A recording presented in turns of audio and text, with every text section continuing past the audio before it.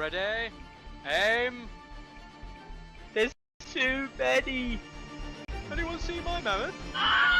Stubby!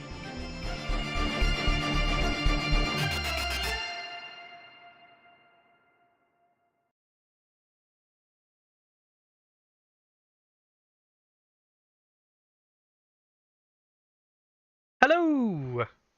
I'm here. I'm back. And as is Jordan. It's Jordan. It's not Hello. Luke. I realise I forgot to change the name, so I will quickly... whoops, I'll not do that. I'll quickly change the name here for us, because you're not, as far as I'm aware, Luke. But how you doing, Jordan? How are you doing? I'm doing well. Martell Hero 2 is coming, right? That's exciting. Yeah, Martell Hero. Very excited. Is this the most excited you've been since the invention of toast?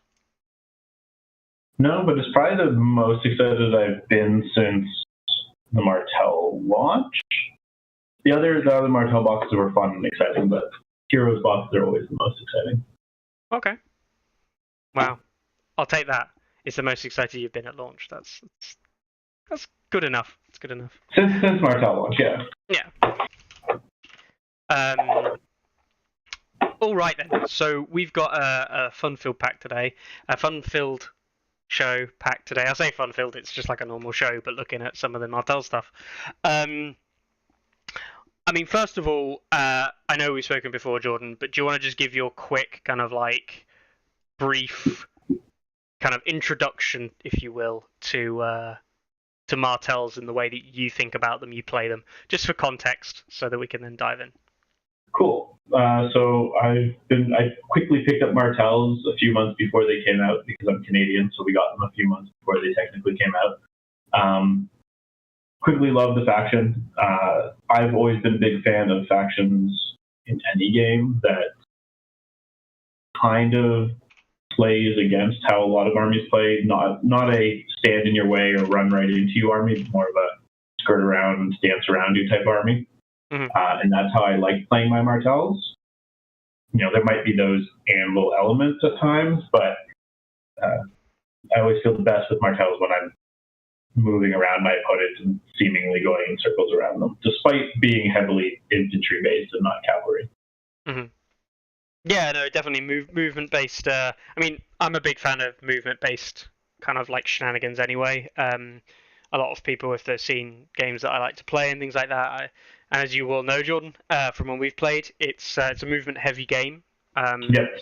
And more so than combat, I think, you know, people think that the game is about lots of combat and killing enemy units. And yeah, sure, that is a thing, obviously. But yeah, it's very movement-based. And Martells are fun because you know, I like my opponent sometimes just having bad decisions. Martell just like giving people bad decisions.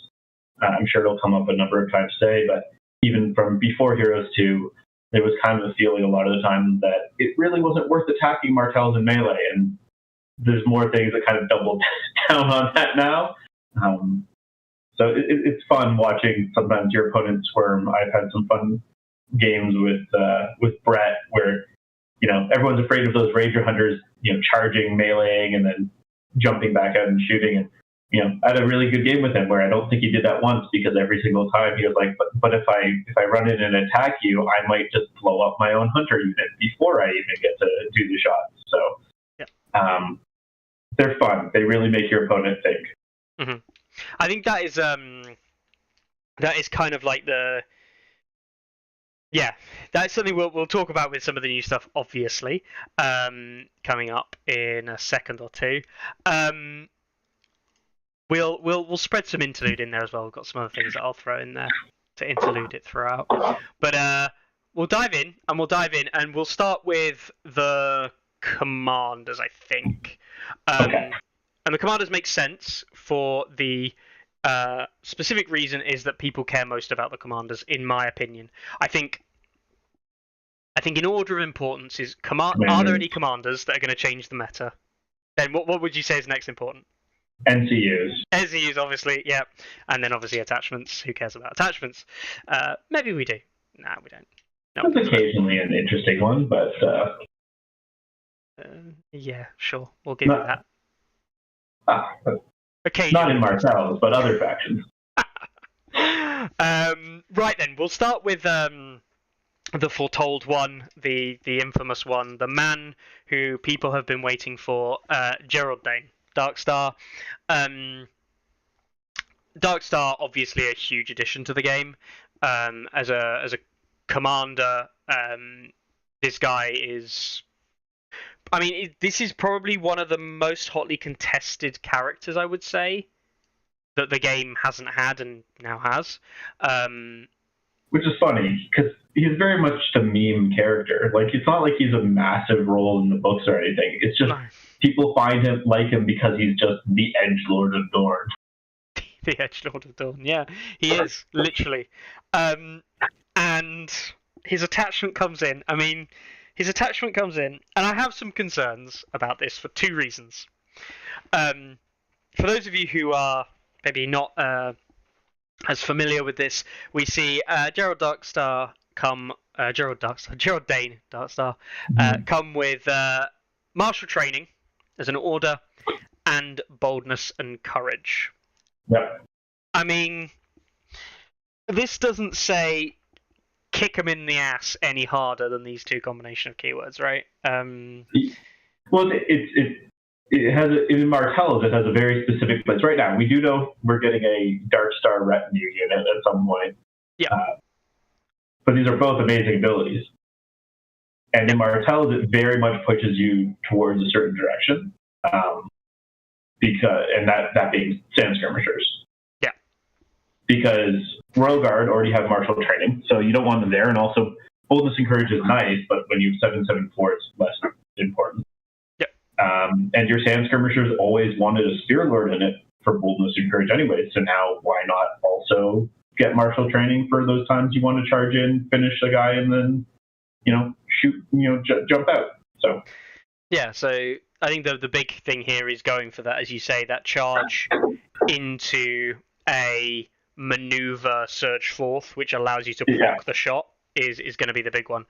The one thing I will say, though, and this is kind of like where I'm a little bit kind of like, I don't know how I feel about it, is he is a direct replacement, as you say, for the Spear Lord. And it's now a question, I think, of do you run Darkstar in your list instead of, say, Harmonulla as your commander, which is a very hard conversation to have, just so you can save that 1 point. I think the Harmonulla conversation, I think we can't really ignore it in some ways, but others, I can't see others surviving in his current form through the patch. It's pretty much impossible. It'd be like, discussing a Free Folk Heroes box coming out with old man. Yeah. It's hard to, you can't really be like, well, but is it as good as Mance? Would you replace it? But I think he's interesting. He does, because you're replacing that Spear Lord list, it kind of opens up a point, maybe making something else tougher. It's interesting. I will say before we get into his cards, I do like that they very much, I think, captured his feel to some extent in his cards, in that he's a loner edgelord, and his cards are kind of about being a loner edgelord. So yeah, they are. In that regard, they are quite thematic, actually. I think the only thing I'll say about his attachment for now is that obviously we need to see where and what his retinue unit looks like, because obviously in theory it's designed for him, and I can imagine it being pretty good. I also think that this is although I'm not a big fan of dervishes myself, I don't think dervishes ever really get the value out of them at 6 that now that the Outriders are around. I think the Outriders are just the predominant 6-point unit in Martell's. I don't see the point in the other 6s, and the Royal Guard skirmisher conversation is obviously a conversation at 7, 2 very different tools for different things. Yeah. But at 6, I do think that Darkstar looks okay in dervishes, which I think that's right. The biggest problem dervishes have is because they're 4+ to hit, if they don't have rerolls, they really suffer. Yeah. and he helps that. And Mark being able to get that is very nice. It also synergizes really well with the crit blow precision. Getting that rerolls is just oof. Yeah. So peachy. It works. Yeah. All right then. We'll look through his tactics cards, and we will start off with the. We'll start off with his namesake, Loner Knight. Yeah, Loner Knight. I have reservations about this card personally. I will let you say what you have to say. But start of a friendly turn, target Gerald Dane's unit. If there are no other units in long range, that is, no other units in long range, Gerald's unit may perform a maneuver or march.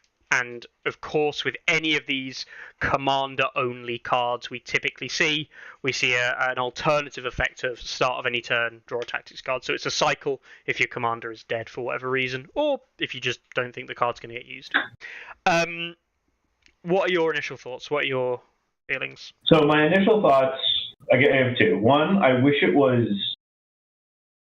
a friendly unit, not any, like, not, if there are no friendly units, allow him to be near the enemy.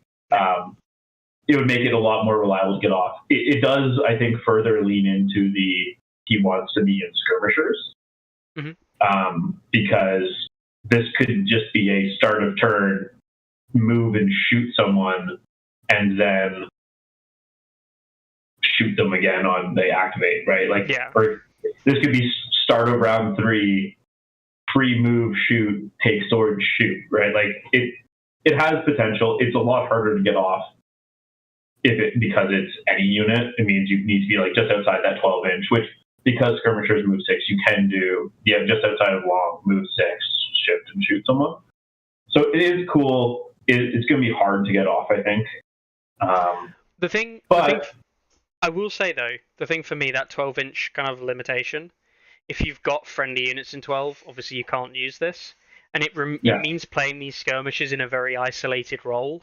And most of the time, like, the way I kind of see this card is, it's kind of like if you're playing skirmishers wrong, this allows you to play them right, because you want to be in 12 inches anyway of the enemy, so you can use your scout openings. Like, yeah, I think what this is very much like I like playing my skirmishers on the flank, and then coming in. So this is very much late game. You're not going to want it, but it's kind of nice in that early part of the game where you can when you're moving up that flank, because then they move in, get within long, get their shot. Next time, then they can scout openings when your other units are going in. I think that's where it's going to see play. I think you aren't going to hold it. This is very much a dump card. But the nice thing about it is I really like it because it has that start of any turn draw tactics card. The start of any turn trigger is not particularly busy for Martell, and Martell's deck is amazing. As I know, I had a video, I don't know when Arianne is putting it up, but the Martell deck is great, and they don't really have a lot of card draw. And this card screams to me, if it's in the right situation, or if you've set up for it early on, you get that nice extra attack. But if not, cool, you draw an extra card, get to that rising temperatures, get to that unbound, unbroken that much faster. Cycle is good. Cycle is always going to be good in some regard, and you've played plenty of Targaryens, right, as your other faction that you were playing beforehand. Drogo, yes, I've played plenty of Drogo. And he has assault orders and 2 draw more cards. But the difference being the Martell deck is actually good. Yeah. I love that. You've played plenty of Targs. I've played plenty of Drogo. It's not quite the same thing, but it basically is the same thing. Right. Yeah, exactly. So the synergy there, and I think it's not. The thing is, I would say this is not a good card, but because of that second option, I think it's fine. Yeah. Like basically, because this of is that second card. Yeah. Because of the draw and because the Martell deck is so strong, it's kind of like, cool, do-over, get me to my really good card. Yeah. Now, but I will say, if it was, they ever made it just friendly units, it would suddenly get a lot better. Yeah. The next card we'll tackle, because we'll do the positives first, and then we'll move on to the sadness, is this new card, Coup Attempt. Not a cup attempt for anyone who's misreading it. No, a coup attempt. So start of enemy turn, target a zone on the tactics board. Until the end of the turn, when an enemy NCU claims that zone, Gerald Dane's unit may perform a charge action, and it has also the cycle being a Gerald-only card. This is a combination of being really good and really bad for me. In that the trigger is actually quite a good trigger to have. Control piece on your opponent's turn, and it denies them a tactics board zone. Mm-hmm. But you know what I'm going to say is so prevalent in the game right now? Peter Baelish, yeah. And yeah. Peter Baelish just ignores this card, basically, and that kind of sucks. So it's true. Not everyone always has Peter, or Peter might already be down, right? This, because you're only choosing one tactic zone, this is something you probably want to either be playing when they're really going to take swords or something at the top, which even if Peter uses the sword, Martells are really happy if he doesn't actually sit on it, because Martell really want to be controlling the sword. Or it's, similar to predictable maneuvers, near the end of the round, there's one zone left. Or in a situation, there's one zone left, each of you have one MCU left because you chose not to pass because you had this card. Do they want to block out your MCU until an activation, or are they going to let you charge? There are ways around it, and I think we've discussed also, because of how timing works, they could, maneuver or reposition off of the attack. Their tactics board zone would resolve first before the charge would resolve. So yep. There are some ways to make it so you might not be able to charge, because it is specifically a charge, not charge or melee attack. But I think it definitely is interesting. I like it because it's a new card too. It's always nice to see new cards. And yes. like we were saying, the other one, it has that draw tactics card. Yeah. I mean, you make a very, very good point there, Jordan, which is new cards are always good. And a new design card, we can question whether or not it's good or bad, but the fact that it is a new design that we haven't really seen this particular thing before is a positive, at least for the design space. It also plays into the Martells messing with your opponents on the tactics board. Martells really play the tactics board the way I think some other factions wish they played the tactics board, and they can really make that game difficult. So anything more screwing with your opponent there is good. Yeah. I mean, we're not going to rate the cards per se here. We're rating the packages overall, but this is an okay card. I'm still torn on it. I still think that there's a lot of situations where this isn't going to be that useful, but because of that draw card, it's kind of fine. And it's start of any as well. It's not even starter friendly. Start of any, just get out your hand, get something better. Yep. Move on with the world, which is always a positive. All right then. Next up, and this does annoy me, and I'm sure it annoys you, and it is sad. His last card is Reckless Strikes. Yeah. First of all, I don't hate this card. It makes me sad for the very obvious reason of he got 2 new unique cards, and then they gave him a reused card, but not just a reused card, a card that one of Martell's few other commanders also already has, which is Omara. Yeah, I believe this is the first time. It's technically not the first time entirely, but it's the first time we've seen a in-faction commander get the same card on 2 different commanders, identical card. There is a similarity, and a very similar kind of example to this Reckless Strikes that exists in the meta, exists in the game right now, was always the comparison between Tywin and Kevin both having Lannister supremacy, and how it was always basically one of them will be better than the other. And their attachment, yeah. Yeah, and Kevin showed that his tactics cards were way better than Tywin's. So if you want Lannister supremacy in a unit, you will never pick Tywin. You will always pick Kevin. Well, also being able to shoot crossbows off the crown is better than Threatening. Yeah, that's pretty good as well. But from a Lannister supremacy perspective, it was shockingly bad. And this is similar. I get it. It's kind of thematic, but like, Obara's just sad now. Yeah, it's interesting, right? Obara's attachment is an insane attachment. Generally, Martell commanders have really good attachments, and I don't think Darkstar is any different. Obara's other cards are really sad. Like, they aren't very good cards. One's decent, and it's another card draw or tokens card, and then Sustained Assault, which is Sustained Assault. So it is an interesting situation, right? Like, you want to play the Reckless Strike commander where the commander is the focal point, with Obara just making a unit fly across the field and doing some damage and heal, or do you want this more focused again on the commander's unit, but more dancing around in skirmishers commander? Yeah, I mean, for me, and this was always kind of the worry. And this is where I kind of feel about it now, is that I feel that Obara's Reckless Strikes you really wanted for your Lance Cav, because the opportunity to roll 10 dice Lance Cav was just ridiculous.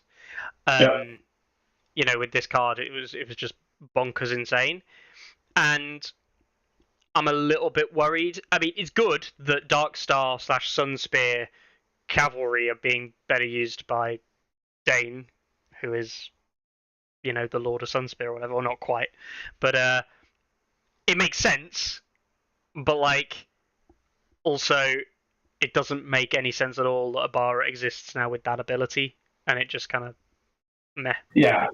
To me, it feels more like, I think Obara goes to 8 activations better, and if you want to go to 8 activations, she's, I think, probably currently the Martell's best bet. But also, for all we know, maybe they're doing this, and maybe I'm just dreaming and hoping for the best, but maybe this is a sign that in the patch they're going to change one of Obara's cards, because they are looking at commanders, they said, so... Yeah, but, there's not enough data. It's dreaming, but... Evil Sponge was right. So, I mean, overall, Darkstar... I'm going to be honest. I think he's interesting, but I don't think he's something amazing. I'm increasingly hesitant giving strong thoughts about how good something is in Martell's early on. I was one of the people that loved skirmishers from the beginning, but a lot of people really hated on skirmishers and then realized that when played well, they ended up being very good. Outriders, myself and a lot of people didn't like at first, and then have realized, oh wait, no, Outriders are actually quite good. I think he's very much in line power level wise with the non-Uller Martell commanders. I think he's not bad, but he's not amazing. He's good. He's something different. The problem is, and this comes back to, like, if we were being honest about the discussion on the game state, I don't know if Darkstar presents a different problem that Harmonulla presents. No. And I definitely don't think you can run Doran and CU with what Darkstar wants to do. I don't think Darkstar... No, but I don't like Doran and CU. That's fair, which is fair enough, but, like, we've got to, somewhat think about the fact that Doran is... You probably want Doran in one of your 2 lists. And we debate whether or not the Harmonulla list wants it. I don't think a Darkstar list wants it. And, yeah, I don't know. I'm not sure if I would run Darkstar as my second commander. Ever. If I'm trying to win one of Great Canadian, I'm not bringing Darkstar as my second list. Like, no. It's very true. It's sad. Uller is just that right now, heads above. He brings everything we need. Yeah. So he's not replacing Uller. Don't think he's replacing Uller in terms of power. He doesn't do the second list better, I don't think. Depending on what you need, sometimes whatever gap Uller doesn't fill, which is already a hard thing of saying what doesn't Uller do. Clash of Kings, it's fine. Just murder everything and just don't care about it as your commander killing. Correct. So, but from did we get an absolutely garbage commander? No. At least we didn't get an absolutely garbage commander. And if Uller gets knocked down a peg, then, he'll be in the sea of all the other people fighting to be your second list or in your list. That's the thing. He definitely does feel like a commander that's of a similar power level to the likes of Abara and Oberyn, and even to some extent, Doran / Hota. So, he's not above and beyond the power level. His attachment is obviously very good. We'll see if the cards come out to play in the way that we think they do.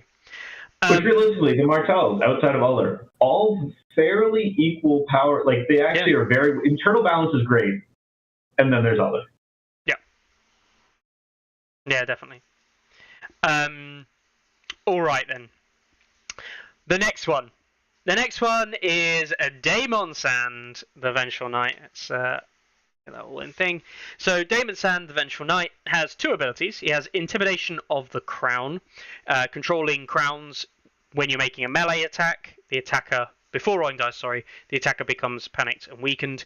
You'll have seen this on, I'm going to say probably the wrong one here, but I'm 90% sure it's Boris Blount of the Kingsguard. And now that I've said that I'm going to say the wrong one, I have to check. You know me, guys. I was going to say one of the Lannister Kingsguard. I'm fairly sure it's definitely not Preston. Is it Meryn Trant? It's Meryn Trant. Damn, what was Boris? Boris is Vengeance of the Crown. Okay. Boris is Nymeria or whatever. Where's Nymeria? Where's Nymeria, yeah. Where it's Meryn bloody Trant. I apologise. My knowledge of this game is clearly nowhere near good enough. We see that ability all the time used, don't we? We never see this ability used. We never see this. And his second ability is Rally Cry. Good old Rally Cry. I initially really didn't know if this was a good attachment commander or not. I am not entirely convinced. But it does kind of fulfill the need that Martell have, and hence Uller's importance in healing. Yeah. And Martells are now, not only are Martells one of the few factions that has access to Rally Cry, it's very easy with him being your commander. You just throw Outriders in, which are in a lot of lists as is, and now you have 2 Rally Cries. And once you have 2 Rally Cries, they can heal each other. There's a lot more healing going around, which is one of the things Martells lack. So I do like Rally Cry on him. Intimidation of the Crown, to me, is, really could be the opposite order. It's oh, cool, I happen to have the crown when I attacked. Martells technically care about the crown, but it's not a priority. They're much more focused on swords and then often bags to heal. And then horses for maneuverability, but the tokens here obviously don't double down with, obviously Starfall Knights have basically the same kind of thing going on with the flank stuff. But I think the big synergy here is that they don't overlap, and there's no overlap with Sunspell Royal Guard. So Sunspell Royal Guard making this attack, you're now getting rerolls and you trip tokens. I really think Daemon Sand is going to make Royal Guard almost impossible to kill. I agree, and I think. So I'm playing around right now with list building for him right now, just testing a list tonight actually, and it's the first time I'm going back to trying out a list with 2 Royal Guard, because I think between him and the Outrider, you can keep them alive. Royal Guard are already very good. They already hit fairly strong as is, so I think he's, both these commanders have a very clear pace they want to be. He wants to be Royal Guard. Right now, at least Darkstar was. Evil Sponge says Rally Cry is really good, or just says, actually doesn't say really good, just says good. I always challenge it a little bit, because Rally Cry is an okay ability if you get to use it. The problem you've got with Rally Cry, and I think this is something that me and Jordan can attest to, and I know that I will always talk a lot about, which is Rally Cry requires this discomposition to melee attacks, right? You have to be using melee attacks to get Rally Cry off. Now, part of the reason that Rally Cry is so good on Outriders is when you're a movement 6 cavalry, getting melee attacks off is actually pretty easy, because charge blocking you out of the game is a lot harder to do. That isn't true on infantry. Infantry get charge blocked for days in the competitive top end. I think when me and Jordan last played, I think we were playing Greyjoy versus Martell, and the entire board was basically in a combination of charge blocking. Everything's within 5 inches of each other, and nothing can charge each other for good periods of time. And it's the Outriders and the fact that there's cavalry in the board that make the difference. So the Outriders having Rally Cry, great. Daemon Sand, Rally Cry, don't care. The thing is with Martells is you can play without the now limitation, in my opinion, of Harmonulla, of basically everything has to be in long range of Harmonulla. Mm-hmm. You can very much play, I think, Royal Guard a lot thinner. So you're playing with wider gaps in your list. You're playing with your cavalry sweeping up the backs on those gaps. So you're not going to have the charge blocking conundrum as often because you're not going to trip up your own units. Yep, and we can talk more as we get to his cards. I think his list will often want at least one cavalry, and I think you'll often want skirmishers. So you have at least two of your elements that are going to be those fast-moving, darting around kind of units that aren't trying to get into the melee. Where you really get into that road blocking is when, if you have 4 melee units, or especially, slower infantry units, then you really get blocked up. But if you only have the 2 Royal Guard that are really trying to do a more frontal assault, it becomes more reliable. We'll tackle his cards then. You mentioned it. And the first one we'll tackle is... I hate this card. I hate this card because it's not good. It's Pathetic Attempt. And I say this card isn't good. This card literally isn't a good card. And yet, it is a good card when it works. And this is one of those... This is a bit like Reckless Strikes, right? In that you play Reckless Strikes and don't roll a 6 and you roll a couple of 1s, you feel really sad. It did nothing for you except hurt you. And Pathetic Attempt, you held it in your hand, you're like, haha, my opponent's going to attack me. And then they remove nearly your entire unit at one go, and you just go, oh, I'll take 2 hits, I guess. And, it just makes you sad. But, and a lot of people, we see Alistair Thorne, I think, brings Pathetic Attempt in Night's Watch. Garbage. Belwas has a version of Pathetic Attempt. He has a pathetic attempt where only his unit does auto wounds, but the thing that always happens is just a panic token. Yeah. It's so bad. His is so bad. I don't know how they haven't fixed it to be the same at least. I know. But this works. It's when you pass a panic test from a melee attack. You target the attacker, they suffer 2 hits for each remaining rank in the attacked unit. So this would be the Martell unit. If a defender was Daemon Sand's unit, they also become weakened. This, going back to what we've just discussed regarding one particular unit in the Martell roster, I think this is going to be pretty good with Royal Guard. It's like design. They have a 5-up morale, and they have shield wall. Yep. Mix in the fact that Martells both love throwing out weakened tokens, and they have a number of things in their deck that are, oh, did you think you were going to do damage? Actually, your attack does nothing. Sure, I only have a 4-up save, but I'll take that 1 wound away shield wall. So I agree, Pathetic Attempt is not as the best. I probably won't hold it by the end of the round. If I haven't had a chance to use it in a turn, I'm not going to use it. But I can see that with Royal Guard, who are likely to pass those morale checks, likely to have at the very least 2 ranks, if not 3, especially if you have double rally tide going around. You're probably taking 4-6 auto hits back, and even against something, sometimes people might be, I'll just super panic them down. We still have Unbound, Unbent, Unbroken to be like, do you want to auto pass? Yeah. Now I passed the panic test. I'll do this. Also, so take 6 hits. Also, you're -2 morale. So now I'm going to punch you back and do bad things, right? So I think because of Royal Guard and how Martells play, this actually kind of works with them better than it does in some other factions. Definitely. I know that I was playing a very memey 7 activation free folk list at the weekend, which is probably something that most people have never really seen played that much. And I did bash my head on the Martell Royal Guard wall for a little while. I think I put something like 6 or 7 attacks in with the equivalent of... It was only 2 units, but I think it was like 16 or 17 points of investment into them, never mind tactics cards as well. and I still couldn't shift the unit. I must have taken something like 20 Oberon hits, and I must have hit something, and that would have been another 4 to 10 more pathetic attempt hits.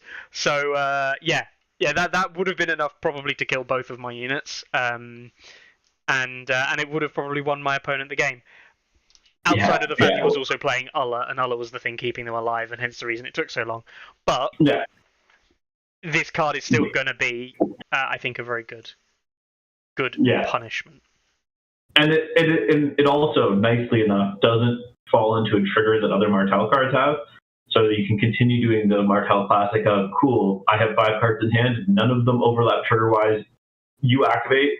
From you activating to the end of you attacking me, I'm going to play all 5 cards, and you did nothing, and you yourself took a lot more damage.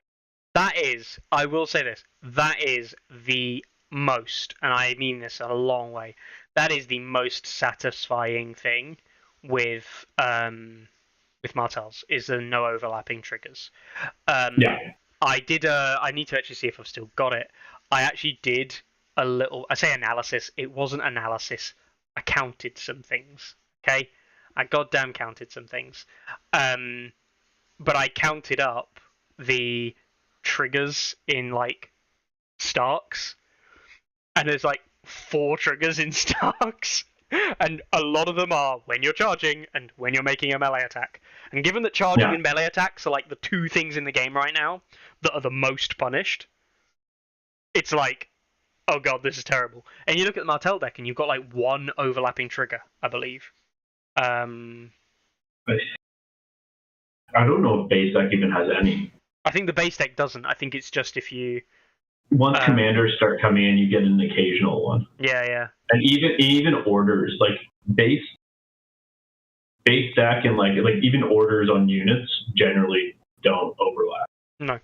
We're starting to see a few more start of turns if you count in like discard cycles, and it's because traditionally the cards were all reactive and not aggressive ones, and commander cards might be aggressive in orders. Mm-hmm. I think literally the only overlapping triggers you've got are your Roynish Vengeance combined with like scout openings potentially. And even then, you're never really going to be playing Voidish Vengeance on your own turn. Unless you don't have another start of turn thing to bother with. But yeah, so Pathetic Attempt, fine. Not a great card. Fine, will get used, obviously. Probably the best Pathetic Attempt in the game.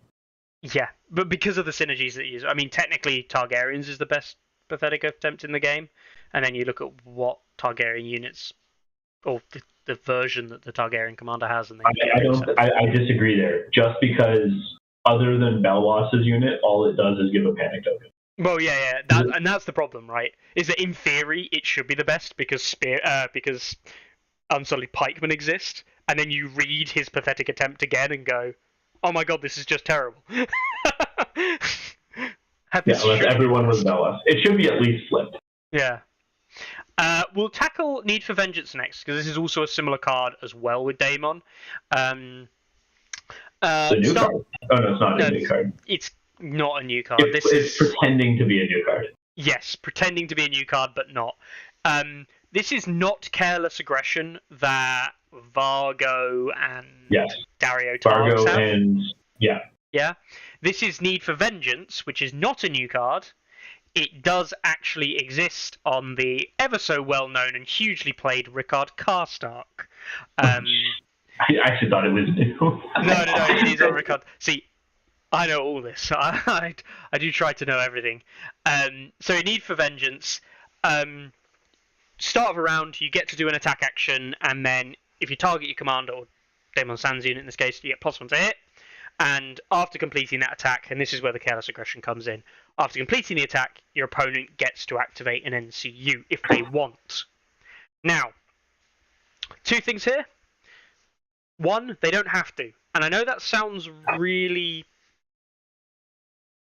interesting, but actually, if you think about activation parity games, sometimes your opponents don't want to overload the start of a turn.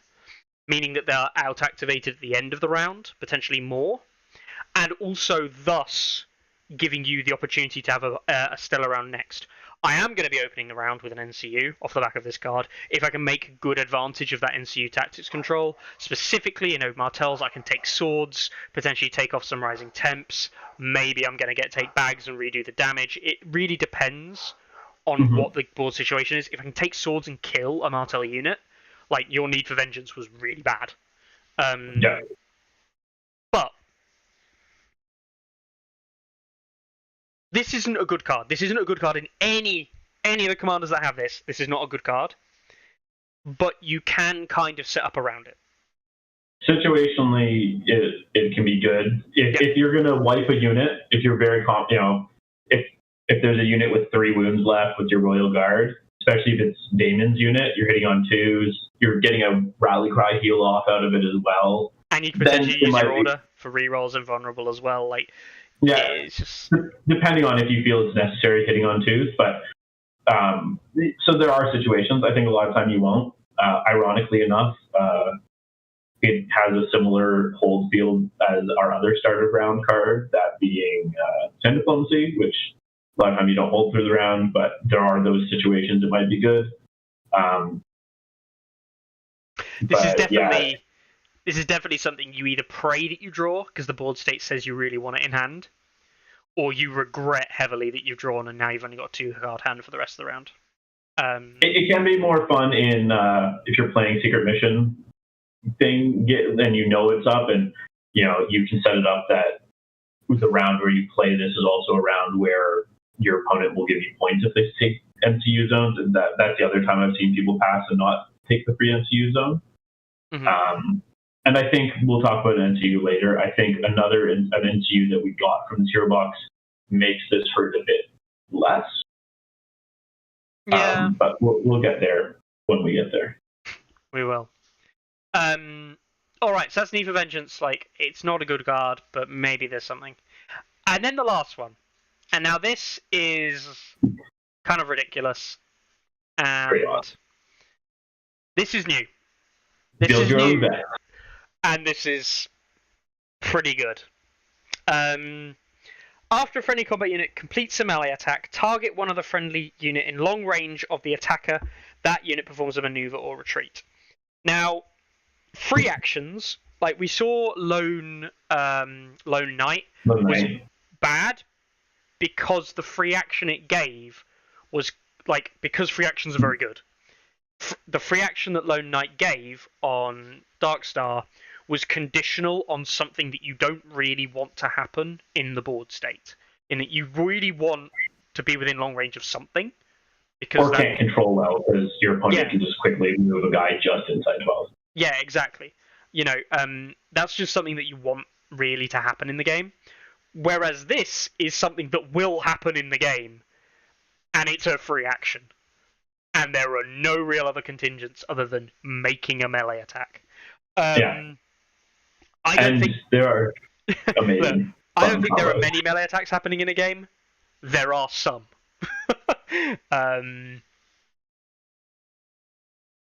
I mean, do we have to point it out? Maneuvers or retreats? Who does that synergize really well with, Jordan? Yeah, so there's 2. We'll go through the boring thing this can do and the more exciting.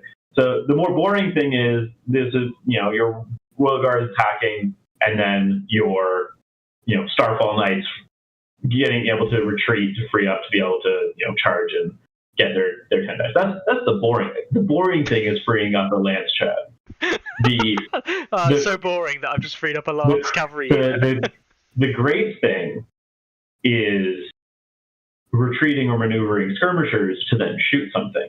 Even better, you can do the build your own vets, which is start of turn, your sand skirmishers, scout openings on a unit, your, let's say, Royal Guard charge into them, or do you know what? Say Outriders, because, rerolls precision crit blow, and also they're maneuverable. They can get where you want to be. So they charge in. Maybe they heal up those skirmishers, getting back up to that nice full 3 ranks. They do a bunch of damage, hopefully, to the unit they charge, thanks to scout openings. Now those skirmishers retreat or maneuver and get to shoot those guys, still benefiting from scout openings the same way. Vets would if Dora put it on, they do their shooting charge. So it can pump a lot of damage. You can cut out that scout openings part and go back for that need for vengeance that we were just talking about. It's any melee attack. That need for vengeance becomes a lot more appealing if you're trading an NCU activation for a melee attack and skirmishers retreating or maneuvering and shooting.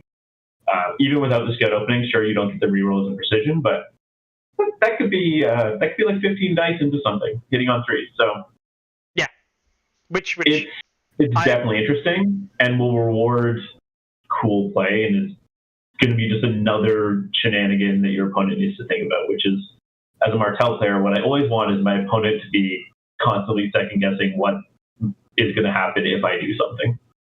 You hit the nail on the head there, in that there's a potential opening here with everything else going on for a round opener before the start of a turn. And the start of turn trigger is very important for a lot of things, especially at the start of a new round. Start of turn triggers. We are talking about the Corrins of the scenarios, of the Corrins of the game state at the moment, where a big thing in the meta right now is discussing Corrin and what you do with Corrin and how you beat Corrin and those kinds of things. You're also talking about the same time as like, John's healing cards. Now I'm picking on Night's Watch because they happen to be the two things that are very prominent, but they're not the only. We're also talking about the potential of an opponent getting something like a supply aid off on a friendly turn, or a free folk player getting off an endless horde. This is even before like the free folk player gets to summon a beast on an enemy turn. There are loads of different interactions that go very strong at the moment in the game at the start of turn. This negates all of that. This navigates all around that and just goes, right, at the start of the round, I'm just going to get potentially free 2 attacks on 2 of your units, or 1 unit. Doesn't even have to be the same unit. Like, this is a sweeper. Like, all of a sudden, Daemon Sand becomes a bit of a sweeper because you can go, right, well, I've got 4 units, but I just attacked with 1 again, thus probably killing whatever I was engaged with. And then over there, that unit also now got to maneuver and shoot something else, soften it up, killed that unit, whatever the case might be. This is, like, I mean, Varamir animal type stuff was always very difficult to play into Sand Skirmishers anyway. This is just further pushing that whole idea to the next level. Yeah. You cannot control these units. It's not in your power to do so. Yeah. The other fun thing is you could also trigger this off of a Spearman set for charge. Yes. On your opponent's turn. Yes. And it would be before the unit charging the Spearman get to attack. Yes. Which is, again, great. Great fun. Don't we just love it? So, it is fun that this card makes it so he has 2 other cards that are shared with other people that aren't new, but thanks to this and other things we discussed, he does those 2 other cards better than the other commanders that share those cards. Yep. 100%. Martell just proving that the balance really is. Oh, it's fine. They can't reach high activations. That's the saving grace, right? So yeah, I mean, going back to the same question I asked for Darkstar, Daemon Sand, are you considering him in your second list? I'm testing him and considering him. He's not been ruled out. I think I like him better than Daemon. I think he does something more interesting than Daemon. I think in some ways for missions where you're really trying to hold some objectives more, but also punching, he can be more interesting. My go-to other list currently doesn't have skirmishers, and I think I like having one list. I'm not so much about one list needs Doran NCU. I don't run Doran actually in either of my lists in tournaments. But I do want skirmishers in at least one of my lists. And I think I'm liking Daemon more with skirmishers possibly than others. But I need to test more and see if I can paint road very fast enough. That's fair. I have to admit, I'm a big fan of Doran in one list, just because I think the mind games it provides. I actually don't think Doran is the win condition, ironically, but I like the mind games that it provides in forcing your opponent into feeling like they have to choose one list over the other, or forcing a game plan out of your opponent. Because Doran, I won't go into it now. Doran, as an opponent, looking at Doran, I think I played a game against a Martell player on stream. I can't remember. Recently, but Doran makes you have to think about a game plan differently than just anyone else coming up with an opponent's list. Obviously, you should always have a game plan, but that key piece is an informative piece that tells you how to play. And I think as the Martell player, you can leverage that to gain an advantage into how your opponent wants to play and play in a way that opposes that play mechanic. And it forces them to go, well, hang on, I want to do this to beat this, but now I'm having to do this to beat what's on the board, and I'm losing to the thing that I thought I was planning to do, and nightmare. Yep, I don't agree. We're not really talking about Doran too much today. My big issue with Doran isn't Doran himself. I agree with the mind games he causes. I just really don't like how punished Martells get by Water Guard. And maybe it's because I've talked too much with locals and people around me or people that play online about how to really leverage Water Gardens against Martells. But the downside of Water Gardens against Martells, to me, outshines me wanting to bring Doran. Which is very fair. Very, very fair. In terms of this, Daemon, better than Darkstar. I think he's, again, testing is early on, but right now I'm looking at him as my second in-faction commander that I'm looking at. I have to admit, though, like, there isn't either, like, both of these commanders. I do think because of this potential combo that Daemon could be strong. But I really don't think either of these commanders are shining to me outside of Coordinated Plotting. Like, Coordinated Plotting is the only card here which has made me think, that might be good. Yep. Whereas the rest, I'm just going like, yeah, that's a card. Yeah, that's a card. Oh, there's a newly designed card. That's a card. Yeah, and I think that's fair. I think, I think he very much is, again, we talk about, I think the in-faction power balance, I think, he's one of the better of the faction commanders, but they're all fairly equal to me, and then there's other. Yeah. So. We'll move on then. We'll move on to the NCUs. We'll start with the 4-pointer, because the 4-pointer's kind of interesting, and the 5-pointers, I mean, they're both interesting. They're both interesting.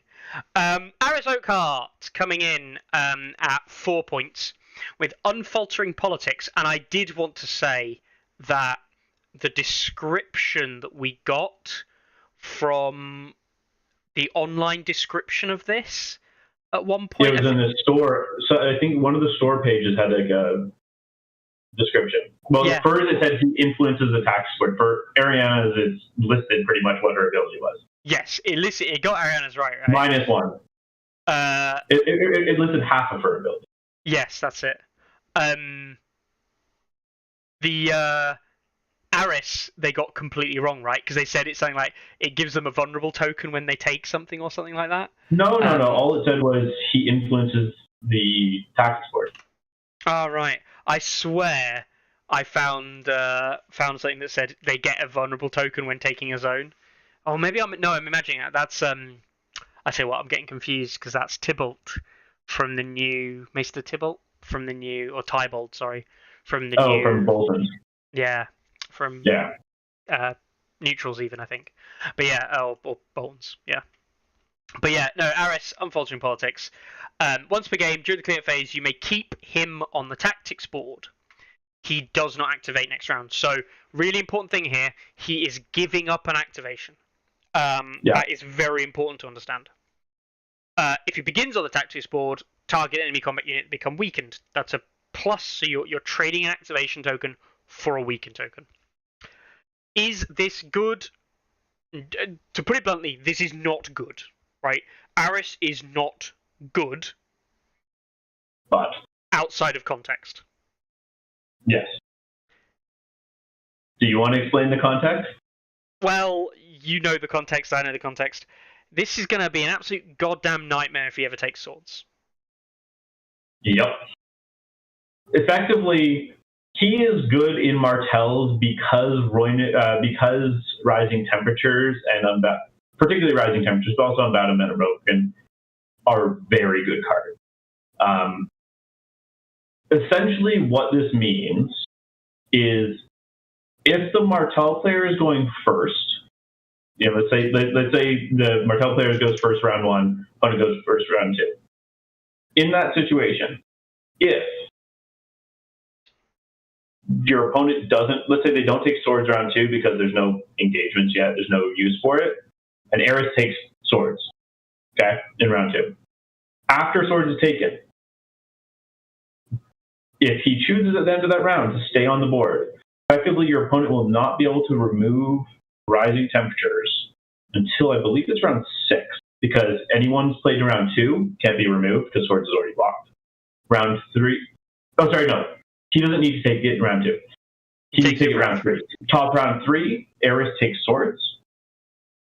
Can't remove rising temperatures round 3 now.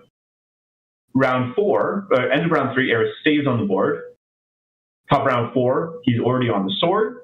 Gives out a weakened. You can't remove rising temperatures. Round 5, you take Martell player takes sword again. Can't remove rising temperatures. Round 6, finally now you can remove one of the rising temperatures. If it's the opposite, if the Martell player goes second, you can block it from round 1 through. You can block it, make it so you can't remove them round 1 through 4. And anyone that's played against rising temperatures, not being able to remove it for that long is awful. Some factions more than others. Nightwatch hate this because if you're starting round 2, they can't attach cards once rising temperatures is down. Yeah. So yes, you give up an activation, but if you're keeping rising temperatures on your opponent and also unbound event if you aren't losing units, it can really punish a lot. Yeah. It's more than that, right, as well. It's more than just that, in that giving up an activation is not great when you have activation parity or disadvantage, because you're just giving your opponent more advantage. That's not a good thing. But Martells are very strong factions, right? Martell is a very good faction, and it has ways of deleting enemy units. And if you can gain an activation parity or even advantage when this thing is then played, you all but completely shut out your opponent's way of coming back into the game.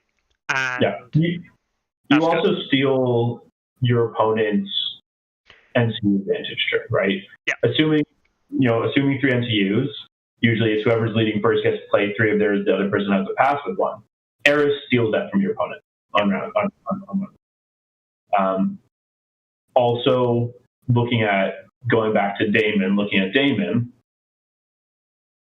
giving your opponent a free NCU activation, sure, it'll give them back their lead on their NCUs going down. But if he's blocking swords, now you're giving up an attack for, okay, maybe they can heal, maybe they crown zap, maybe they get cards, but they aren't attacking you back. Yeah. Unless there's something to attack off of one of the other side. So that's another thing I think that works. He works well with Daemon in that. Also, think about it. Him plus Peter means the Martell can pretty much guarantee that they count as controlling swords, at least for the entire game. Yeah. I don't like it. I don't think it's good because you're not running Ilaria, but I can really see like a Doran Hotar list making good use of Aris, allowing Hotar to be much more aggressive as well with the weakened token placement. Not running Ilaria. The problem is not running Ilaria in a Martell list right now is, and I don't mean this lightly at all. It's a bad decision. Like, Ilaria is the best NCU in the game, arguably, outside of 3 other candidates. 1, Lady Val, because Lady Val is very good. 2, Wendemir, because in case you don't know, Wendemir is very good. And God, yes. The third one, I would argue, is probably Peter Baelish. Not because Peter Baelish is that good, but because he's just so damn versatile. He's not the first NCU, but he's everyone's second or third. Yeah. I wouldn't drop Ilaria. No, I don't think you can. I have at times, looking at him, I have considered, I don't like dropping Oberyn either, but consider doing a lineup of like Ilaria, Eris, and Peter. you're pretty much guaranteed Ilaria is going to be able to dump tokens every single round. Yep. As well as the other benefits of having swords. But I'm the Daemon list I'm testing over the next little bit right now has Eris, Oberyn, and Ilaria. And I think all three are very solid MCU. I also actually think that he's probably got playing an Oberyn list as well. In that I think Eris might give Oberyn, because Oberyn's weird. Oberyn's basically a control commander, really. Yeah. He doesn't feel like he should be, but he is. I feel like Eris might work really well in the kind of Oberyn control game plan, running something like an Obi, Eris, Ilaria, and then you're also not competing with maybe Doran if you don't want to run Doran, or also not competing with Oberyn NCU. You can't run Obi NCU. So it'd be Eris, Ilaria, and Peter. Yeah. Assuming you're staying away from Doran, which we have different. Doran, yes. Or Doran, yes. Because you're not taking. Don't take Nymeria as an NCU. Please don't do that. Only time I've run her only in Ruth's list, just because you want some vicious. Fair enough. But yes, we get another 4-pointed NCU, which is just always nice, especially because he's solid. I don't think he's going to get a lot of work, though. I don't think Eris is going to be a mainstay. I don't think Eris is that good. I just think that he has some nice synergies, and the problem is, I think Eris will make. I do think there is a discussion here that probably means that if you're a medium to high level player, I think Eris is going to make your day a living nightmare. I think at a low end, Eris won't do a huge amount, but the whole rising temperatures thing will come into play, and I think people won't play around Eris enough or work out how to use Eris well enough to really get the most benefit out of it, but it'll still be annoying. I think at the high end, though, at the very high end, I actually don't think Eris pulls nearly enough weight to do the stuff it needs to do, outside of against maybe the Night's Watch matchup. Just because I think a lot of people at the high end don't prioritize swords that much, which is mental. Because I find I see more people prioritizing swords at high end when specifically against Martells. Yes. So I don't think maybe Lancers with crowns, but no one needs a specific zone as much or really benefits the same way that Martells do for swords. I think I'd much rather take Water Gardens, as I say, or take swords, or take Water Gardens against Martell, because Water Gardens gives me the opportunity to do other stuff, and that's why I don't run Doran. Exactly. And swords is what you take if you don't run Doran. And alternatively, you mentioned Lannisters there. Lannisters love bags, arguably more than crowns. And I just love horses. I think horses is one of the best zones in the game. It is. Because movement's strong. Yep. Should we move on to Arianne then? Yes. Arianne. Is it not Arianne? The negotiator. Yeah. An influence ability that when she influences a unit, you choose one of these two options. The options are being, while influencing the unit, attachments lose all abilities, or when influencing a unit, that unit cannot be the target of friendly orders, but remember it's friendly orders to the enemy unit, so basically the enemy can't use orders that target that unit. What does this mean? Well, hopefully everyone understands the attachments losing all abilities. That makes hopefully a lot of sense. Fairly easy, straightforward. Friendly units being the target of orders basically switches off, at a bare minimum, all of the orders that unit has. Yep. Which, against some stuff, is basically the same as turning off its attachment anyway. If you have an attachment with Insight, you target this unit and it means it can't be the target of friendly orders. It can't use Insight because all orders target themselves. So you switch off the attachment and potentially another order. This also will stop things like Warcry, obviously, targeting itself. And more specifically, I think the big one to mention here, the only real order that we see used across units is going to be Supply Aid. Martells hate this when they play it when you get it played on your Royal Guard in an Uller list. Yeah. no shield wall, no martial training, no getting healed by others. Play. Yeah. This is a really good anti-Martell NCU. The funny thing is, there's a number of things in Martells. They're like, damn it, that would be really annoying into Martells. The mirror is one of my least favorite matchups in Martell. People probably know this from the show before. If you've watched enough, one of the few things I love is I love good mirrors. I'm probably one of the only people in the entire game who's like, give me as many mirrors as you can possibly give me. I freaking love them. But I agree. This is not what you want to see in the mirror at all. Carlo raised a couple of good points. Obviously, there are some lists out there that are very kind of like commander-led attachment or attachment-led. And what I mean by that is the likes of the Drogos of the world. Drogo doesn't want to see this because it just gets sad. You just lose Drogo's Iron Resolve and Expert Duelist, and but it's not that bad. But it's not. Like, let's be honest. He's still like it doesn't count as he's not there, so he can still charge off assault orders. Sure. Expert Duelist is just doing a wound now. You aren't really killing attachments on a 5+. And he's, sure, you lose Iron Resolve, you're Blademan, or maybe if you run into Blood, like maybe they're slightly worse at Panic, but like I don't think he's that sad. It is like Kevin's don't like it because turn off the Supremacy, and if they can't shoot off Crown. Uller doesn't like it because either you're putting it on, turning off you probably with Uller you'd actually just target the unit he wants to heal so that they can't be healed by him if they also have an order, but maybe if you're worried about flaming, you put it on him. I think it's 6 and 2 3s because you probably just target if he's in like Martell Spearman.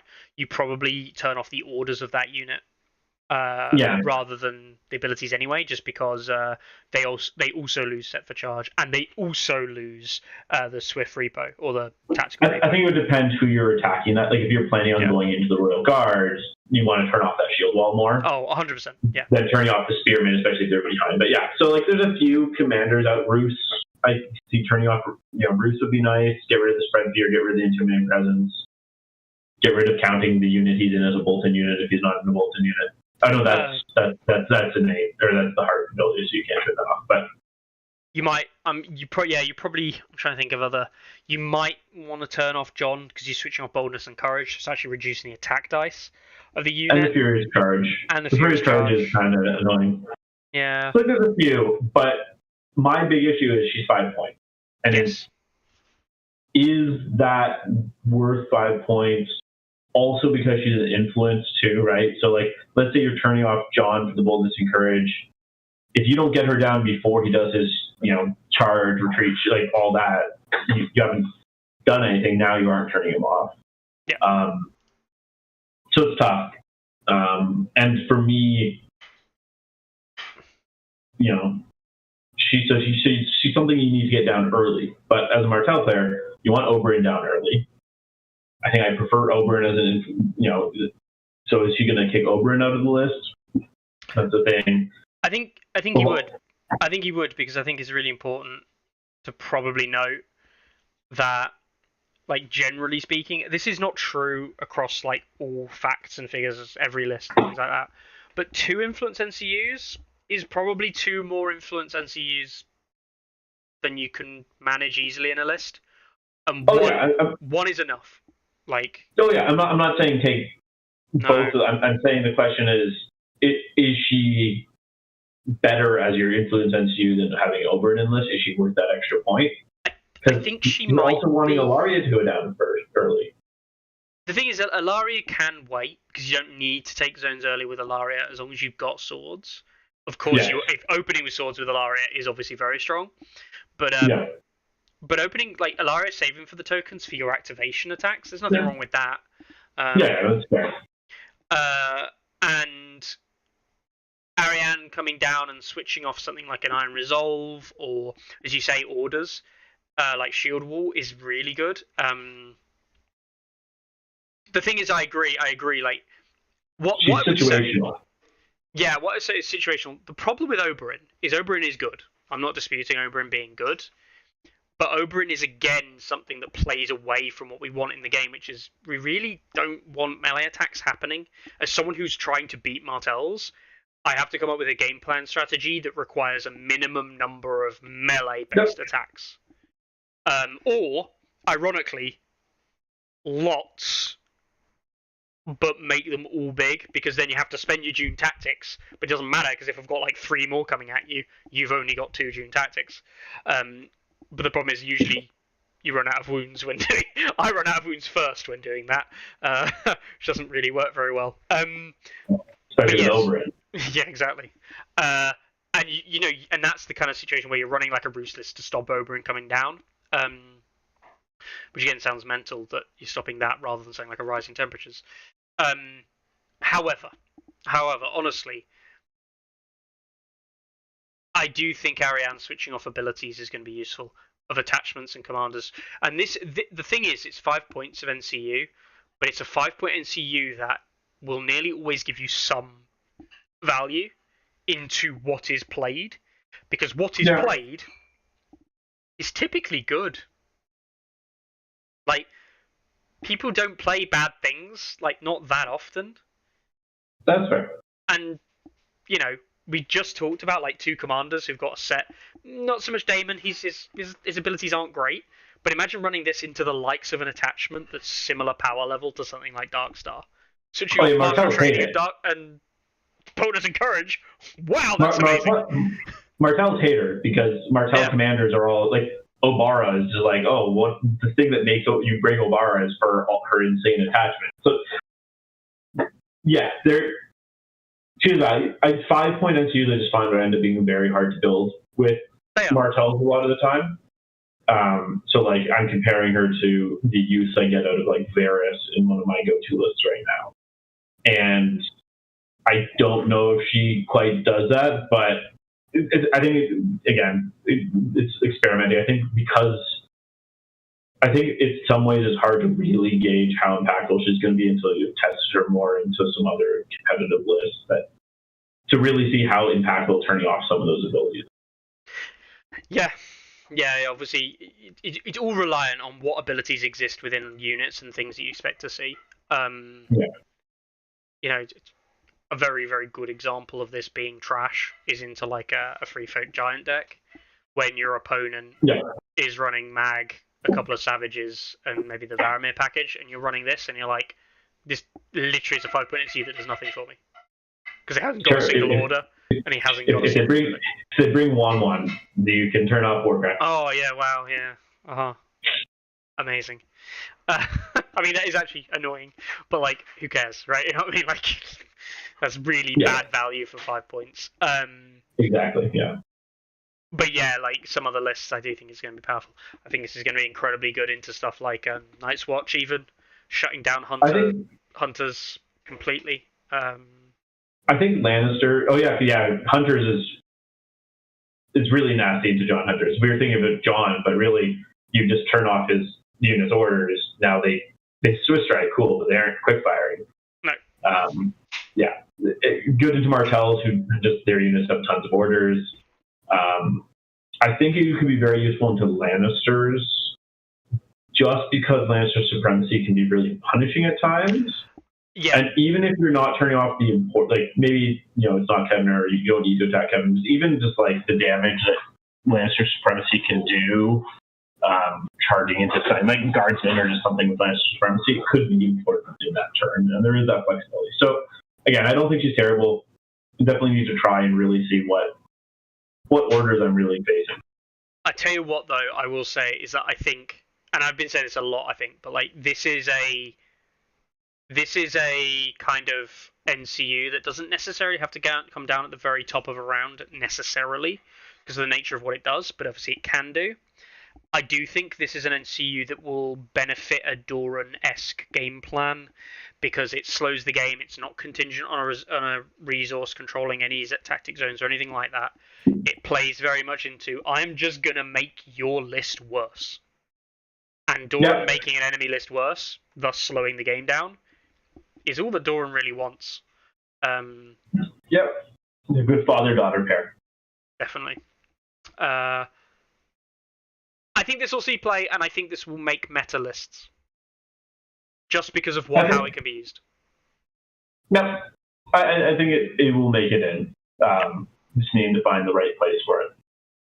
Well, if Martell's continues its upward trend, or if Martell's gets more popular, which I think Martell's is becoming more popular anyway, I would suggest that this is going to see more play just because it's good into Martell's. That's true. It's very good into my. Yeah. And you do have to think about. You have to think about the mirror. You have to think about the mirror. If you want to win events, you need to think about every one of the 9 possible matchups your lists can have. Yeah. And the mirror is what people forget about the most. Yeah. And I will always say this: you can, if you're a good player, hope that you will just outskill your opponent in the mirror. That is a thing. Like, you can do that. And when you reach when you reach peak meta in terms of like people like counter list building, you end up in the situation we were last season where people are playing literal identical mirror matches because they're running what are basically the best things in the game. That comes down to player skill, like in part as well as down to resource management and resource drawing and an element of dice rolls. But it comes down to player skill.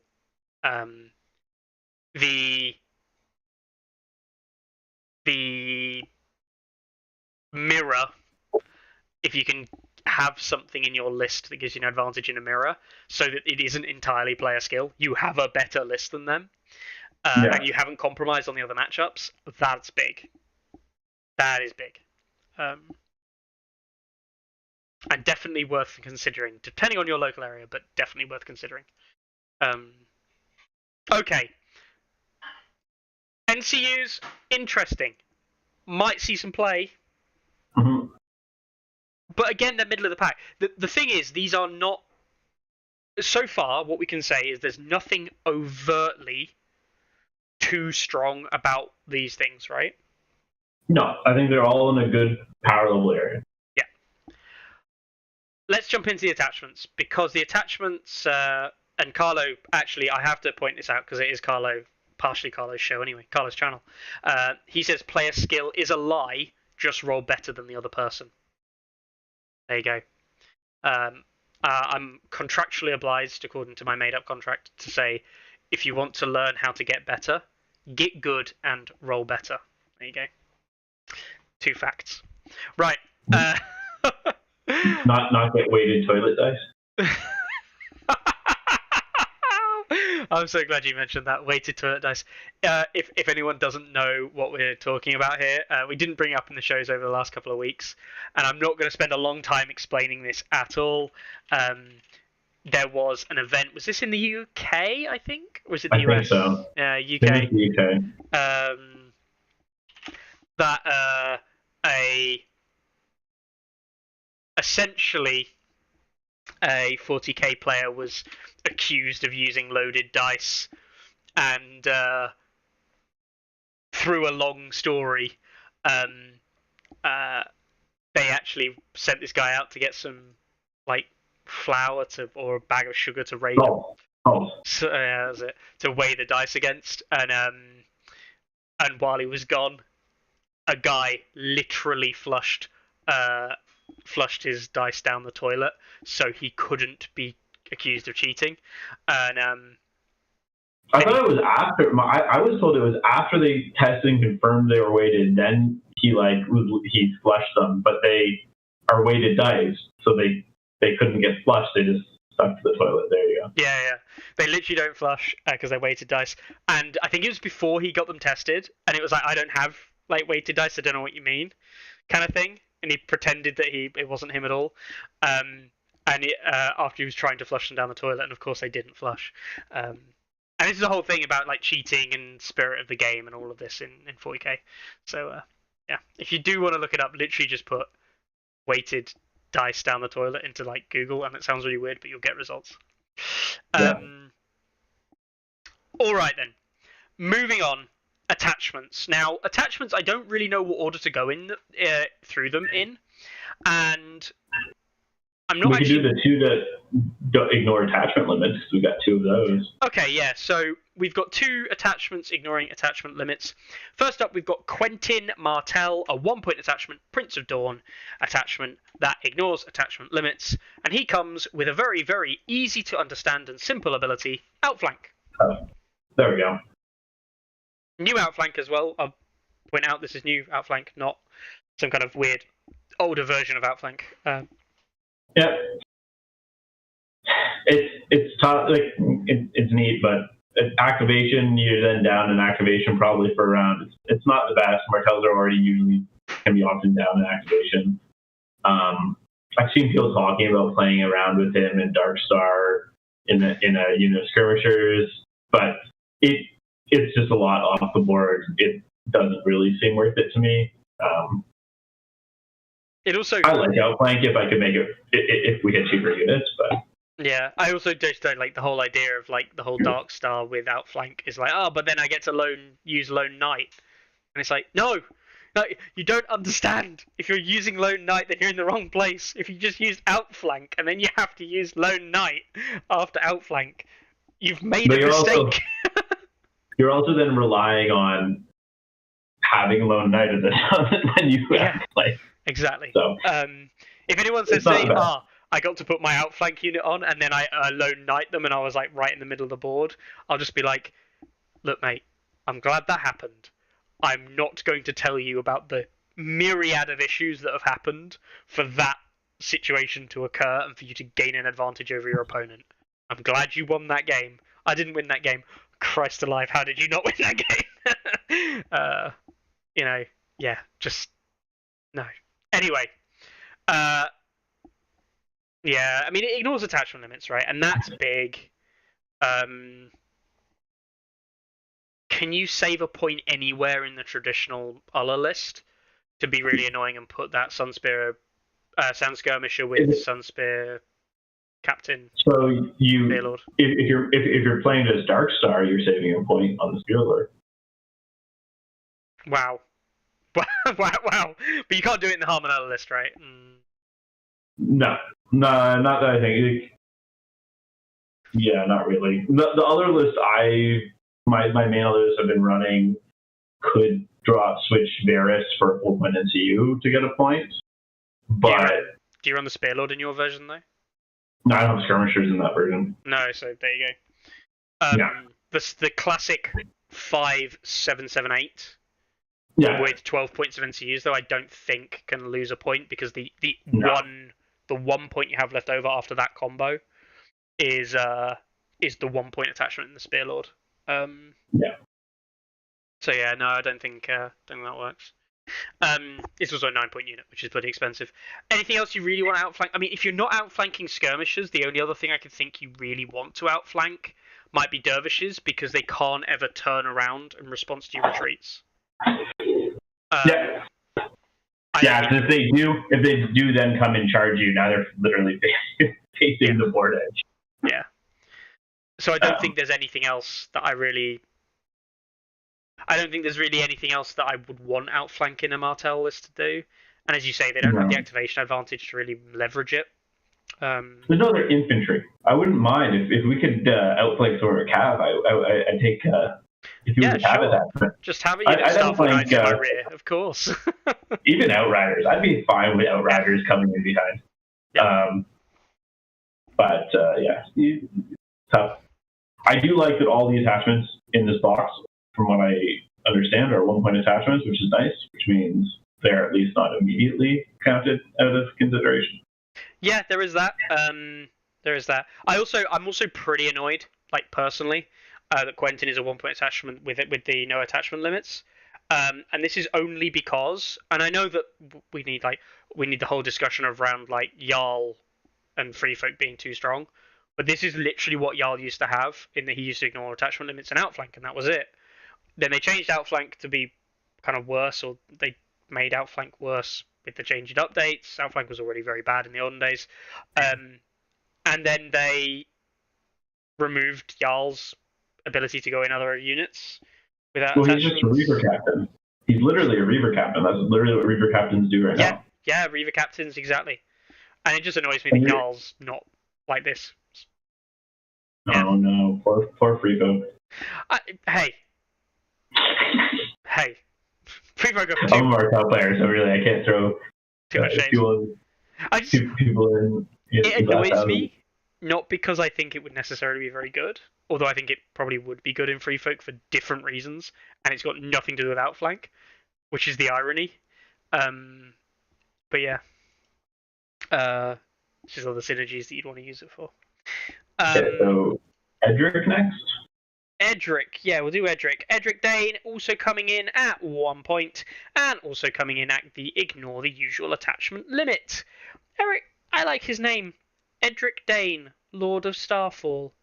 A polite young lad. Oh, what can we say about that? There's nothing wrong with that. And for 1 point, it's got quite a nice little thing that you probably will want to add into various units around the board. True Conviction, the Martell version of True Conviction. So if you're in a Martell unit, you get the rerolls if you're attacking a unit with more ranks. And Dauntless for a point, included in that as well.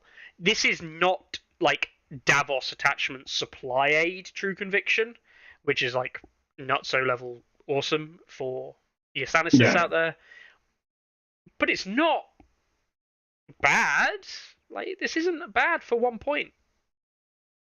My thing with it is, so with Dauntless, it's like, oh, maybe you want him in Royal Guard. Royal Guard, usually they already have martial training that usually gets them the rerolls anyways, so it's not that important. We don't know. Maybe the new unit will also be, it sounded like it might be a more elite unit. Maybe it'll have a 5-up morale, in which case maybe, if they don't have any rerolls, you'll want to put him in there. You could put him in a unit. You could add him to Uller's Spearmen. So now those Spearmen are healing when they pass their 5-up morale, and also can get their rerolls when they're setting for charge. Anytime I see rerolls, it makes me start thinking of dervishes, because dervishes, again, we talked about before, the big thing is they don't have rerolls. So dervishes famously will take a hit usually, then retreat, and then they can just like flank charge someone because they're stuck facing the wrong way. At least now you've lost ranks, you're down to 6 dice, but at least you're getting rerolls back, even if you're going through terrain. 6-up morale is not impossible to pass morale checks with, so it's technically more likely than not. Yeah, so it could be interesting there. But again, attachment, it's hard to find that 1 point. There are times I've been building Martell lists and I'll be like, oh, I have 1 point extra to spend. Do I put it one of the other lists I use a lot right now, I'm running like Glory Seeker and Flayed Men. Is it better to put this guy somewhere? Probably not, because Glory Seeker and Flayed Men just really helps them survive, but yeah. I really want to see, obviously we need to see what Darkstar's retinue eventually look like. And I do think there's probably some play here with Edric Dane, just because of the way I've seen Martell's design so far. But what I really want to see, right? If Darkstar's retinue, we don't believe, ironically, Darkstar's retinue to be a unique unit. We don't believe at this time. And with it not being unique, there may be some other rules, and I'm imagining there's going to be some other attachment rules and stuff for it. I did think you could make the proper meme list, right? Where you go for, get this, Ario Hotar, Commander / Doran, Commander, in a unit with Edric Dane and with Quentin. So you have however many points unit that you put him into, plus 2 extra points of attachments. So you're like a 9, and then you a 1.5 for an attachment. So you're like a 11 point unit, give or take, without flank. Is this good? No! This is not good. But is this hilarious? Yes! Because if you pass a panic check when you've got Ario Hotar and Edric Dane, you'll potentially be healing 2 or 3 wounds. And you just YOLO around the board being borderline unkillable. Who cares? Who honestly cares if you Oh win yeah, that because game? Hota has duty to the crown. Duty But to the crown, it not doesn't dauntless. stack. It does stack. I mean, Yeah. So you stack the 2 healing on the morals, and you just YOLO around. If only you had access there to you something like a go. Warcry on order. You found the best place for him, just in a unit with Ario Hota, commander attachment. Like, honestly, if Darkstar's Retinue come with Warcry, like, I'm not even joking, 100% you should run that combo. Because... I don't know. I believe the teaser text, which you can't ever believe, it does mention about finishing units and charging on into others. Maybe they have overrun, in which case Ario Hota loves overruns. Yeah, yeah. Just more of that. I don't think, there isn't really any good things that Doran can give Hotar. I like Doran. My biggest issue with Doran is he's a 5-point NCU that I think really should be a 4-point NCU. But I think they're being overly cautious with their attachment. Yes. Or commander NCUs. NCU tactics board stuff, yeah. I also... Part of the reason I really want someone to do this is because I would love the meme of someone running like the equivalent of an 11-point combat unit in a deck that has parlay. and no cheap units. What did you do this turn with your 11-point unit?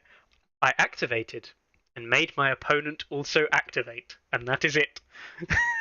And healed. It healed 2 wounds. Oh, it healed 2 wounds, yeah, because, that's what my list that heals 2 or 3 on every single morale check for the rest of the game needs. Okay, no. But now I do want to try him with that. I don't think it'll be good, but maybe that other unit, maybe that unit will care more about rerolls. Or just throw them in dervishes. Just keep it easy. Yeah. With a 6-foot morale. You can clearly tell I'm insane, can't you?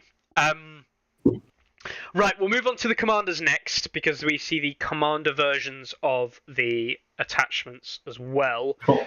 And we'll do, just like the same order we did before, we'll do Darkstar next. Gerald Dane / Darkstar, which annoyingly is not his name. Obviously, it's Gerald Dane, Knight of High Hermitage. His commander version is Darkstar, which seems weird, because Darkstar feels like it should be his, attachment version. I don't know. In my head it feels like that should be his attachment version, and his commander version should be something different. No, because he has the Loner Knight card, so that has to be for Darkstar. It does. Yeah, it's true. Darkstar is the Loner Knight. And he comes with 2 abilities that honestly, is this 1 point? Is he 1 point? Is that I haven't seen the back. I was told every attachment's 1 point. I assumed this was going to be a 2-point attachment based on how they do things. I think it's pretty decent abilities for a 1-point attachment. It's fine. It's fine. It's fine for 1 point, but Insight's just not good. I don't know how many times I have to say this. Insight's just not that good most of the time, and Furious Charge is fine. And but you can use get this on Sunspear Royal Guard, and it's yeah, but I don't care because none of these things really matter for Sunspear Royal Guard that much. No. You want to use your rerolls and vulnerable. You don't really care the charge vulnerable and then highest dice vicious. If you're paying 1 point for a vicious keyword, is basically your only synergy in that unit. Meh. Yeah. So Insight also works bad with Royal Guard because you can't use Insight and Martial Training. No. I don't think you care about this. I don't think you care about this on the Sunspear. The skirms. Skirms don't really want to be doing melee. Darkstar is Darkstar commander makes them kind of want to be okay with melee because you get rerolls against the score plus to hit. A lot of Martell units in general don't really care about highest attack die because it's not like they drop off very quickly. Now I don't know if there's some play somewhere in a Roos. I do like Roos Martell, and maybe if you have this, then you aren't needing Nymeria to get vicious somewhere, but maybe you want to save the point, not just be bringing Ramsey, but I feel like I just find the point for Ramsey if I want an attachment to the unit for a Roos list. So I just don't see where and why you would use this attachment. I don't see what unit you would look to put him in the current roster. And if you're looking that's the thing, right? If you look at him in neutral units, it doesn't get any better. Maybe honestly, normal dervishes. Not that good. Is it? I keep wanting to find a way to bring normal dervishes in other lists because the one time I did it to my friend, it's so much fun set for charging with Swiss Strike. It's you feel bad, but it's great. I simultaneously hate you and also go, I applaud you for your good work. I've been doing it in Starks, and it's such a dick move. I did it once in one. I did it twice in one game, and both times it was Riders of High Garden charging. So like a big impactful lance charge, and they're like, boop, run away. I don't know. I feel like looking through a lot of the things in this hero box, I keep getting the feeling of, I mean, maybe it's wishful thinking, but it just feels like a number of things, especially Darkstar related things, where it feels like, I feel like the unit that's coming, they feel like they're designed with a unit in mind that isn't in our roster yet. And it feels like, especially with something like this being with Darkstar, it feels like maybe that's what they're looking at. Yeah. Like maybe that unit, it's not real guard, so it doesn't, Furious Charge, we're getting that vulnerable is important. Highest attack die, maybe that is finally a unit that's not 764 or 774, right? And maybe it's a 754 unit. And then suddenly that becomes more interesting, right? So.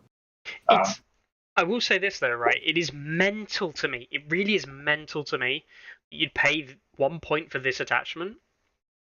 And then you look at his commander attachment, which they tend to value at 1.5 to 2 points, right? That's kind of what we understand they value them at. And he just has these two abilities, but better. Because, Boulders and Courage is just better than Insight, even though Insight, in theory, can buy you a lot of dice when you're on the 1 rank. And the Vicious is, not something else you have. Boulders and Courage works on the range attacks and gives you that extra dice at max, which is the important bit. And Furious Charge is basically martial training without the rerolls, because most of the time you're only getting... Most things in the game only realistically get 1 attack around in melee. Yep. Wow, I just don't... Yeah. I don't see him. No. But maybe he belongs to Darkstar retinue, and Darkstar actually belongs to Scriptures. Yeah. Now... Oh yeah, Belkor says, pay 1 point for this guy, compare him to Robar Royce for 2 points. Sadness. Yeah. I mean, that is actually the bigger thing, hopefully, that this leads to, when the patch, which we'll talk about briefly after this discussion here, we'll talk about, what this could be saying about this. So Robar Royce, for those who don't know, Furious Charge and Reckless Strikes. 2 points. It's just meh. You probably don't want that. Alright. Moving on, we'll do Daemon Sand. Now, Daemon Sand comes with a new ability. We've never seen this ability before. It's a weird one. I like it. I don't know if this is good. Yeah, that's why I like it. Because I'm I don't dismiss it immediately, but it could be interesting. See, I'm much more on the other side. I don't think this is good. I just don't know how I can prove to someone this is bad. Do you know what I mean? Do you know where it is good? The mirror. Of course. So, order unsuspecting charge. Or should I say, Sand is coming. When a friendly unit in long range activates, that unit may not be the target of enemy orders or tactics cards this turn. It must perform a charge as its action this turn. Now, there's a really weird thing here, because this can be used on anything in long range. And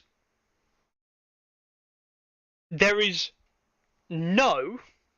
absolutely no way, as far as I'm aware, of resolving the current problem that this creates. In that, what happens if you can't perform a charge?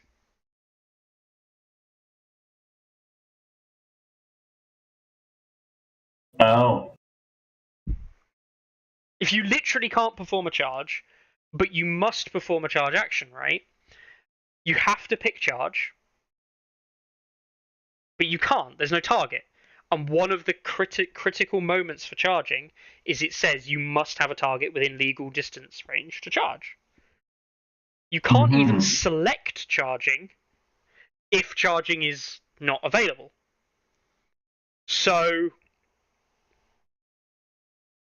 yeah, Evil Sponge immediately says, "Oh no, more rules headaches." Yes, it is a rules headache. Essentially, they need to FAQ it. They need to FAQ it to either be you can't select a unit that can't make a legal charge, or change the card to it must perform a charge as its action's turn if able. And the reason you can't... Now, here's the thing. The reason you can't do that, and this is really annoying, is you can't do that because of the impact it has on cavalry. Well, you can, because cavalry can cheat.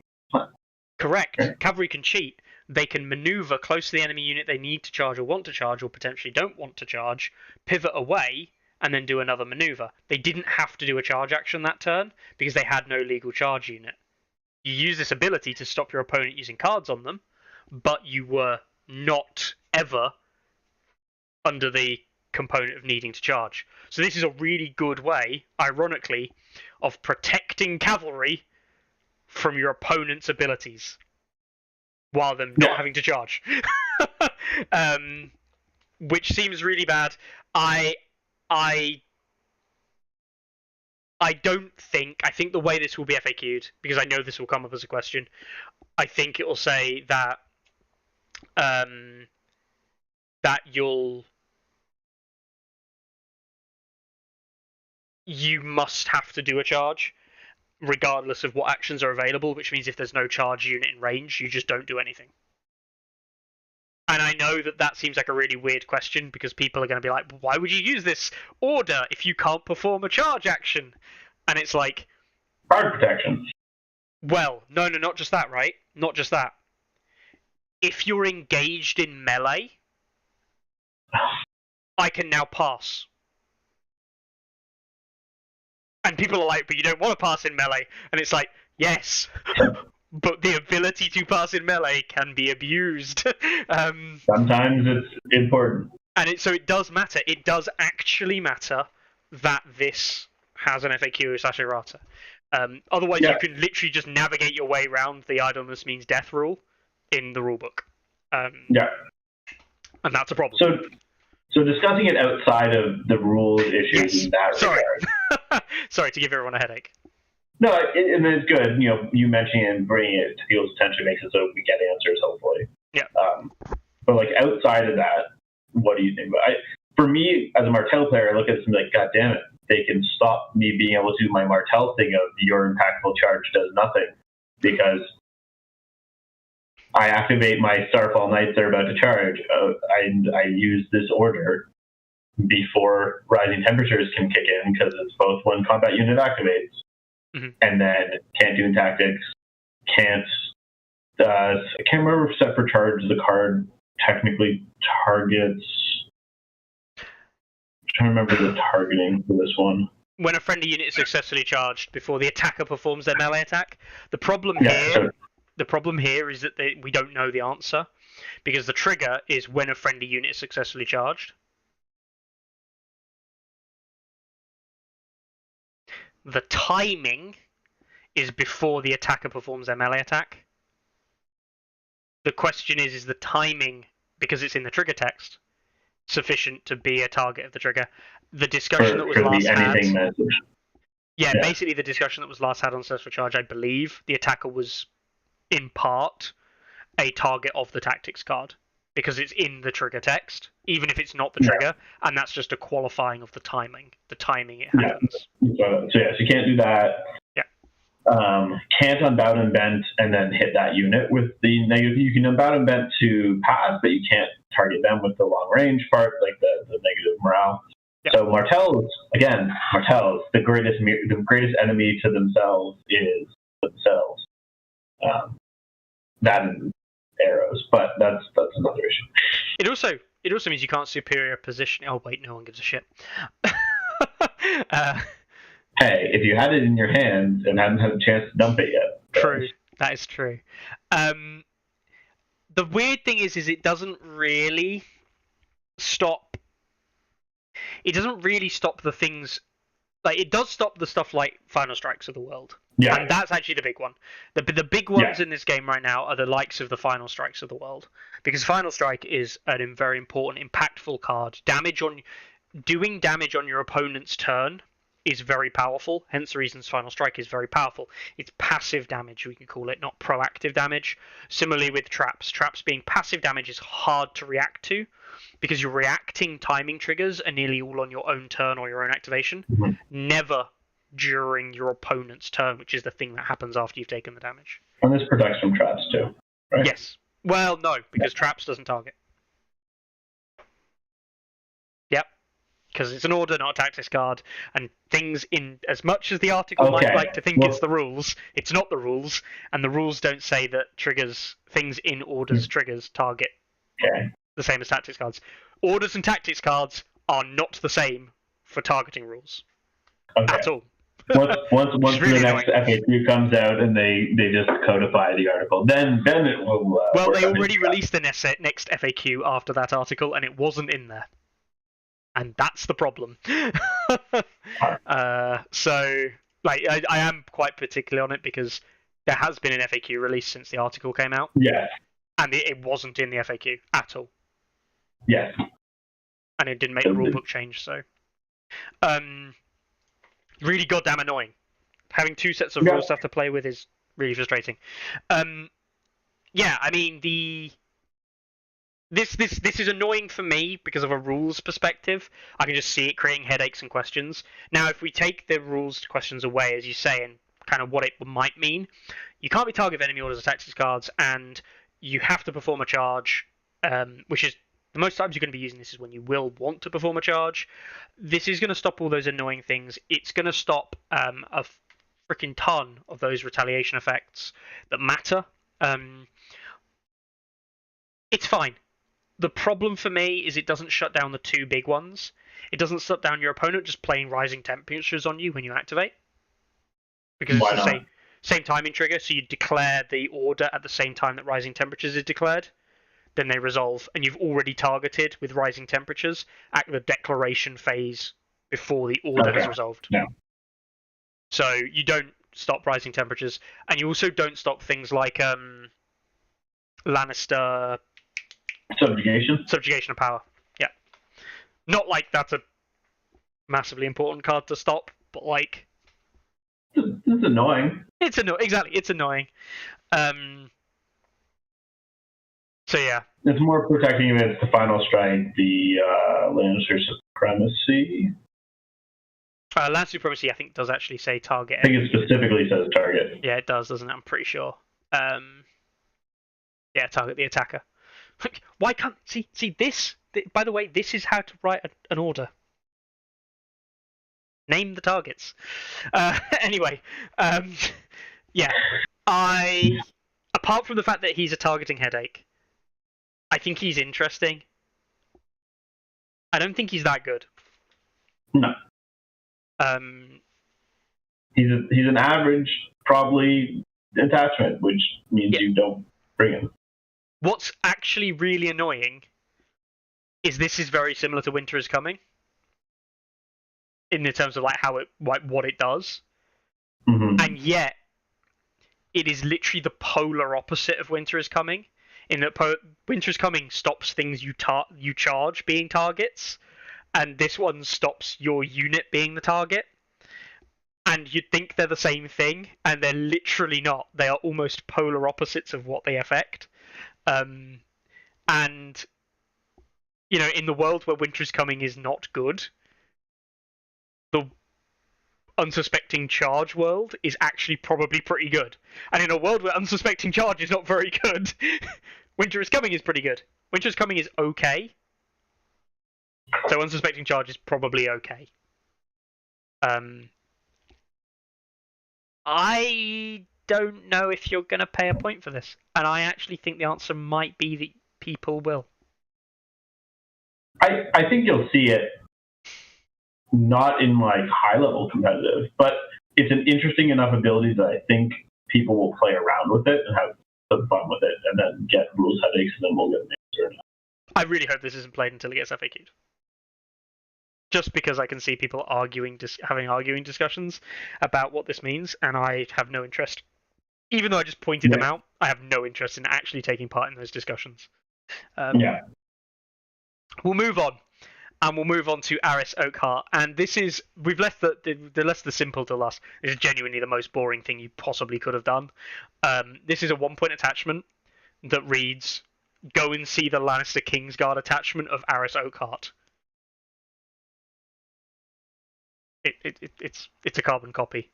I'm actually shocked because Martell's like doing things where they'll be like, oh yeah, here's the, it'll be similar to this attachment and the other thing, except it'll just be slightly better. It'll be, the same abilities, but plus Sundering. So I'm surprised it's not Aris Oakheart, it's the exact same thing, but plus like a random ability for fun. Yeah, there you go. Just to annoy the Lannisters. Yeah, I agree. A Martell thing would have been just to make it better, but no. The only difference between these two cards is one is orange and one is red, and apart from that, the guy in the picture has decided to change his garb, and that's about it. Well, I think it's actually pretty much the same guard. He's getting ready for the desert. He's also, instead of being Kingsguard, he's also the White Knight. Which, yes. Sorry. Considering his armor out, and I don't think his armor is supposed to be white. I can't remember, but hey, man. Be a race thing because. When we start debating do you think Aris Oakheart Kingsguard is better than Aris Oakheart the White Knight? I think that we've got down to such particulars in the game that no one cares. The answer is he is, because I think his sculpt is better, if I recall. Oh, probably, his newer sculpt will actually be better. Protection of the Crown, so let's actually evaluate the ability. Protection of the Crown is fine. Like, you don't see it in Lannister, and Lannister's full of 3+4+ armor save units, and wants to control the Crown with some more synergies. Martell has some Crown synergy. They have 4 and not 3 morale, but 3 armor. Sorry, but they have 4 and 5 up armor across the board. I can imagine them wanting this in a 4 armor unit. Is this going to see play? Almost certainly not. No. If you want to be a dickhead, you put this in a unit, Sunspear Royal Guard, and go lol lol lol lol. I'm basically unkillable, and that's it. Except you are, because realistically, you don't hold the crown that often. Martells have reasons to take the crown. It's just there's other zones I care about more. First off, you want swords, and then it's about then you need bags to heal, and then you want to deny horses because maneuverability is your main thing, and eventually maybe crown was left over. You've given me an idea, and I haven't seen the other side of this card. Now, before I get anyone's hopes up, the other side of this card I believe is just it's a 1-point attachment. There is nothing else going on. But if this ignored attachment limits, yes, then it would be interesting. Then I'd put it in with my hotel unit. Now it's a 12-point unit. my understanding is only the 2 have the attachments. Can I not you put them in your murder blob and just make sure to always have crown, and now you're 12. All my defense saves, and if I pass my morale test, I will heal 3. You will never kill this unit. How'd you win? Don't ask stupid questions. Loser. I just had a bunch of spearmen near them that just helped the move so they could charge. Yeah, just surround it with units like bunches of spearmen. Shift 3, shift 3, shift 3. Doran take the crowns, because you needed that. Maybe Doran take the crowns first, march up. March like another 12. And then charge whatever, and activate and do whatever. And just be like, what does your list do? And it says, that's what it does. That is it. I've done my list. Round 1. I need no more participation in this game. Yeah. Obviously joking and memeing completely here. Don't. Run Aris if you want to. He's a fun attachment. Cool. He's in the game. Brilliant. I don't care. Cool. Right then. Jesus, we've been on here way longer than I was expecting us to go through that. There was basically nothing to view. We had a good time though. Right then. Overall, out of 10 though, let's be a little bit more fair to the box. Overall, out of 10, is it going to be like a 10 out of 10, 100% going to buy? Like, you would recommend this for a new player, or are we talking like a 5 out of 10, don't bother with this box, which says a lot about a 1 out of 10. Just honestly sell this for scrap metal if you can. But so where are you sitting? I'm probably I'd say 8. Yeah. Okay. New person coming into Martell's, definitely getting Heroes 1 first. Yep. Because Other and Oberyn, that's pretty much it. For Other and Oberyn, and maybe I think this box, first of all, I think Hero Box are usually, you want to buy them. But I think this has some solid things with some interesting things. And I'm a sucker for variety. Also, I already pre-ordered it, so I can't really say, am I going to buy it? Technically, yes, I already did. But I think it's solid. I think it's going to be interesting to see what comes out of it. Martell, more than other factions that I've played and watched, like when new things come out in the past, I feel like there's always been things that have been missed or surprised people suddenly. I've already talked about Skirmishers and Outriders, both in their various release stages, and I feel like there's some things in here that are going to surprise people.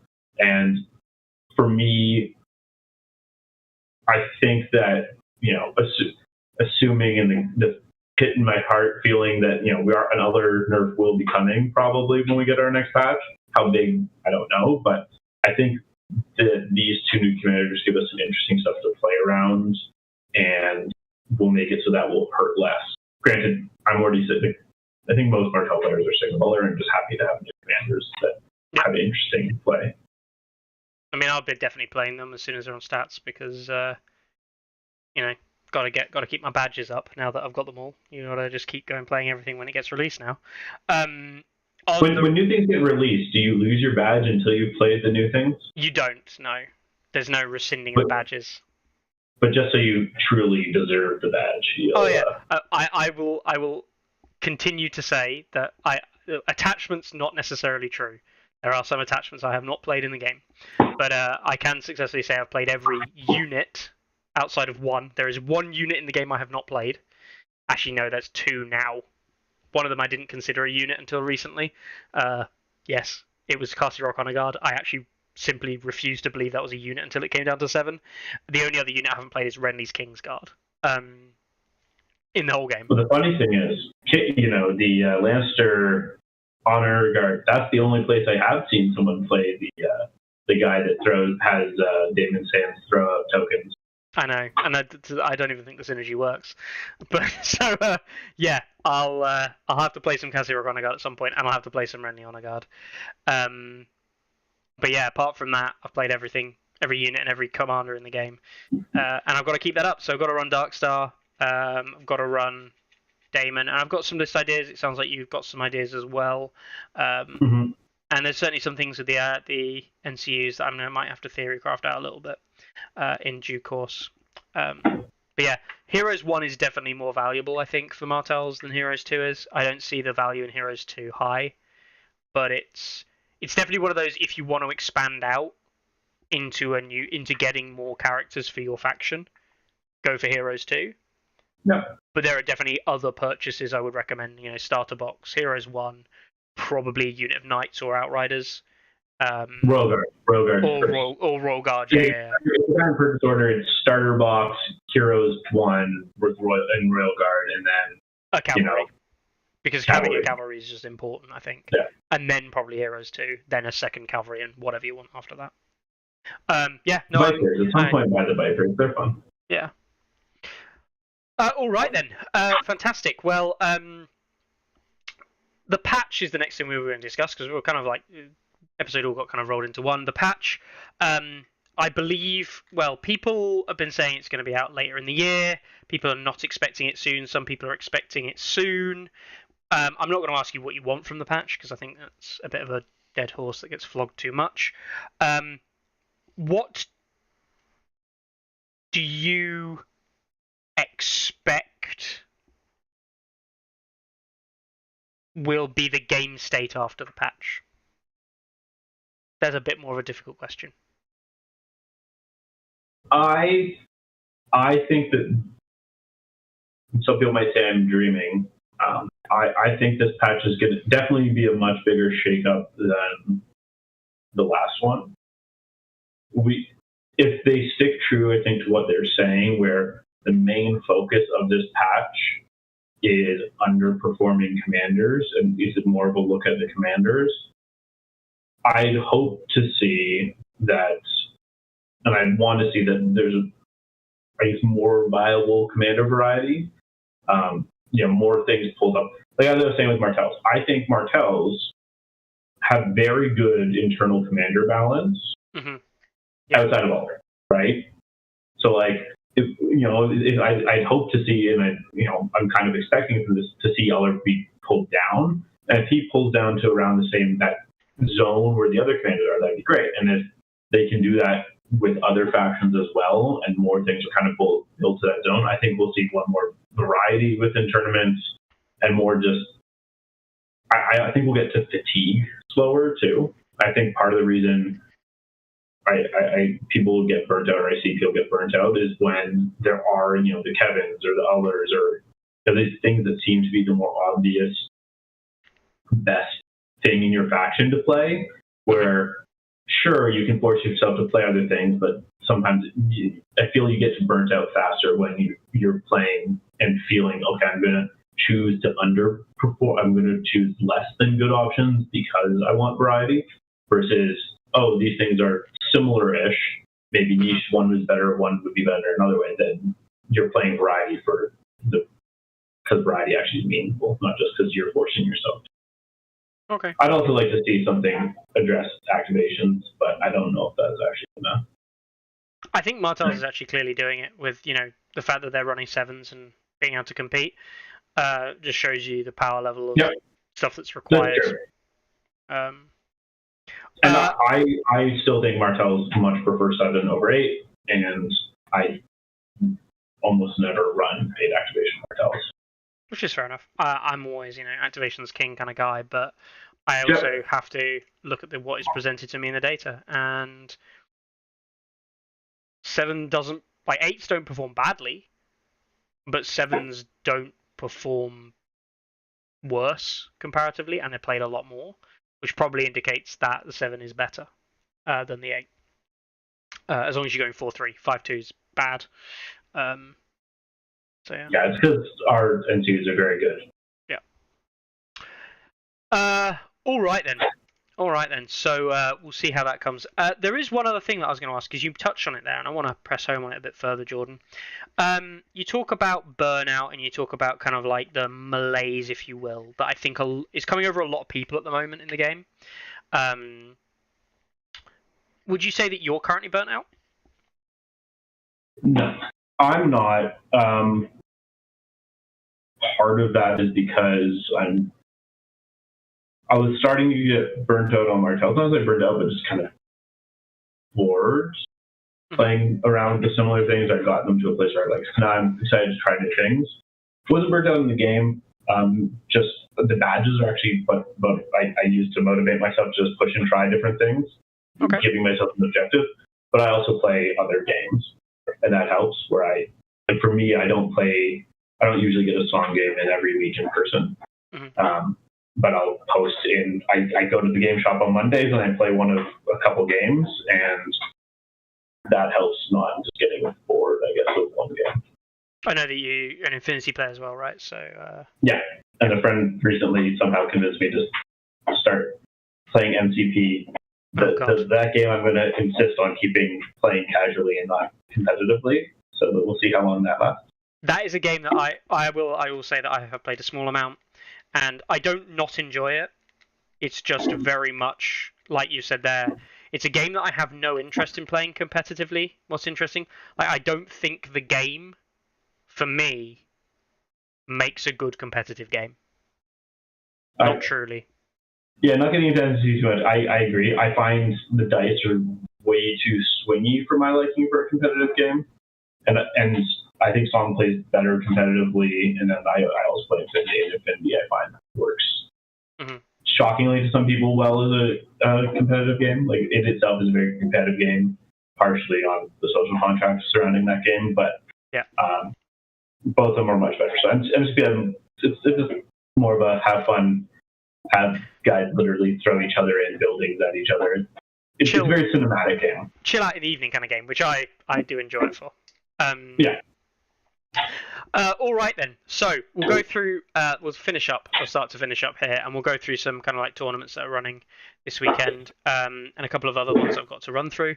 But we've got an event in Poland, so that's in Warsaw by the FGB guys. We've got an event in Russia in Hobby Games, seen them run events before. Got an event in Budapest in Hungary this weekend. Good luck to the Hungarian scene. An event up in Bathgate, Bannockburn's Bastards. That's in Scotland. Really hope that event gets off the ground, gets going really well. I know that Stephen's been putting a lot of effort into that. Event happening in Gdansk, a 30-point event in Poland. An event happening in Russia in somewhere something Warhammer in Russia. Good. I'm glad I said that.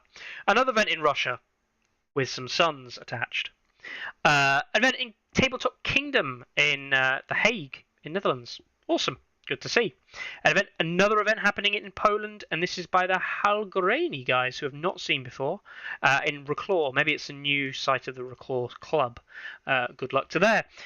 Go 4 games, the 7 Realms of No LA. I'm guessing that's Northern something or other in Metaria LA.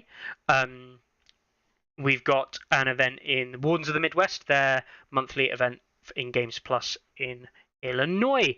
The Rocket City Grand Championship is this weekend in High Ground Hobbies, if those of you have been following. Madison, Alabama, looking to be a rather large event in the Rocket City. Really hoping that goes well, and I'll probably be following along with that. I'm expecting some streams to come out of there, so watch out over the weekend for some streams. We've also got an event happening in Euclid Avenue in Helena in the Upper Great Plains. MT, I'm not familiar with MT Massachusetts. I think MT's Massachusetts. So I really hope that one goes well. We've also got a summer TTS championship. For those of you who aren't aware, there is a TTS league joining. Are you joining that, Jordan? I am, and I would really like it if we could get the new Martell stuff in stats before the cutoff at the end of the week. So I'll give people an update on that in a minute. We've also got another event in Russia this weekend. Fantastic. An event happening in Roseville, Minnesota. The Source. I know that's one of the major places up there. Also, one happening in Dayton, Ohio this weekend. So that's what? 1, 2, 3, 4, 5, 6, 7, 8, 9, 10, 11, 12, 13, 14, 15, 16, 17 events happening this weekend across MT is Montana. Thank you, Mr. Matt. Helena, Montana. Thank you, guys. I'm awfully apologetic for the Montana crew, and not apologetic for Massachusetts. You guys haven't seen run any events, so screw you. In the nicest way possible. So loads of events happening this weekend across the US and Russia and Europe. Great to see. Also wanted to point out that next weekend, not this weekend, next weekend is going to be the Leeds event, the Circuit Leeds. I just found it there, actually. The Circuit Leeds event. So if anyone is still looking to attend a circuit event in the UK, in Leeds, relatively central to the UK, that's happening not this weekend, the weekend after in Leeds. Do get yourself signed up and go along. Hopefully it'll be a great event there. That's a 2-dayer. Okay then. Brilliant. Well, thank you very much for joining us, Jordan. Welcome on any time, as usual. And we have one last thing to finish off, I believe, today. Do you know what this is? A black screen. It's not a black screen. Oh, are we giving zeros on models? We're giving some zeros on models. They're your models. Varys. Yeah. So I've been quickly trying to get models painted up for Great Canadian Open, which is in a few weeks. For my Martell list, assuming nothing changes, because if the patch is released before midnight the day before, then it is valid for the tournament, is what we've been told. Wow. That is ballsy. There could be some very last minute adjustments. But yeah, got my Varys painted up. Looks good. Very good. Solid 0 from me. I like the basing, actually. The basing on Varys is really good. It's a green stuff world roller that I use a lot for hotels. It's a good choice. I can think you can see like elements of it here as well. Really it's a different roller. His is more of like a churchy one. This is the Arabic one. Cool.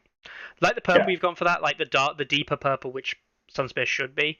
Like purple's a weird color because I haven't painted a lot of things in purple, but I did like a whole thing about painting a guy in purple and like experimented with what purples and pinks and the differences. So I appreciate a good proper royal purple nowadays. That's a really lovely purple you've got on there. So well done. It was a bit of a headache. So I've been doing my Martells just quickly getting them done slap choppy style, and I using some contrast, some just transparent paints, and some inks or whatever. And the first purple I used was too pinkish, so I had a more purpley one that I just did over top, and then that was extremely glossy. Like these weren't contrast; it was just shiny. So that I had to hit it with like an ultra super matte varnish just to bring it down. But I'm happy. My Starfall Knights are kind of next on my table, so I'll be trying to get this full again. Awesome. I really like what you've done there. And yeah, I know what you mean about the pinks and purples. They can come almost like cartoonish pink. It's like a pinky purple that you can get with some of them. Now, this next one is a little bit of a special unit, and I'll let you explain a little bit more in detail. But I spy with my little eye something beginning with Lord of the Rings. Are those not Easterling helmets? They are. Yeah, so yes. For those of you that remember when I was on last with my converted Flavemen, I didn't want to have out of reusing models. This is also for basing. But this is the unit that actually spawned me converting models for my Martells, which is you can't get hedge knights in Canada. Yes, I mean but there was Stark Outriders in a used bin. Ah, okay. So between some Stark Outriders and some bits that, as you pointed out, came from Warhammer Lord of the Rings Easterlings, you'll see the shields on the back two guys, all of their heads, and then also the scimitars on this front right guy and the back left guy are just from Easterlings.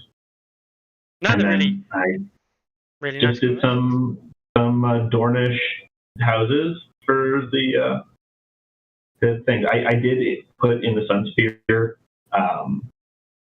group or whatever chat on the Discord a poll to help vote on which houses. I took some of their suggestions and then insisted on choosing a couple that I wanted more because I really wanted to have the House Dalt Lemon Knight because who doesn't like a guy that's cloak is just lemons? The most intimidating of the things. It's true. If you cut me, I might squirt lemon in your eye, and that'll hurt. And then House, I believe it's Illyrion, which is that cool pinwheeled red and black with the hand. And that was mainly just because I knew he had a round shield to paint, and that just seemed like a easy enough, but also cool looking one. Did you freehand the hand? Everything's freehanded, yeah. Oh wow. Yeah. The freehand on the hand is like, don't get me wrong, the lemons is kind of cool. Can't see it very easily, guys. I will zoom in. They're just blobs. They're not that good. They're blobs with a little bit of green. There is a bit of green there, right? So yeah, that which I do appreciate. But no, the gate, the portcullis on the other guy, the chainage you've got going on is quite awesome. I have no idea how people get that delicate, but the hand is actually genuinely like really nicely well done from what I can tell from these pictures. Yeah, I was happy. The hand turned out to be my favorite. The portcullis guy, which is I think Ironwood. Or Yernwood. Yernwood, isn't it? Yeah.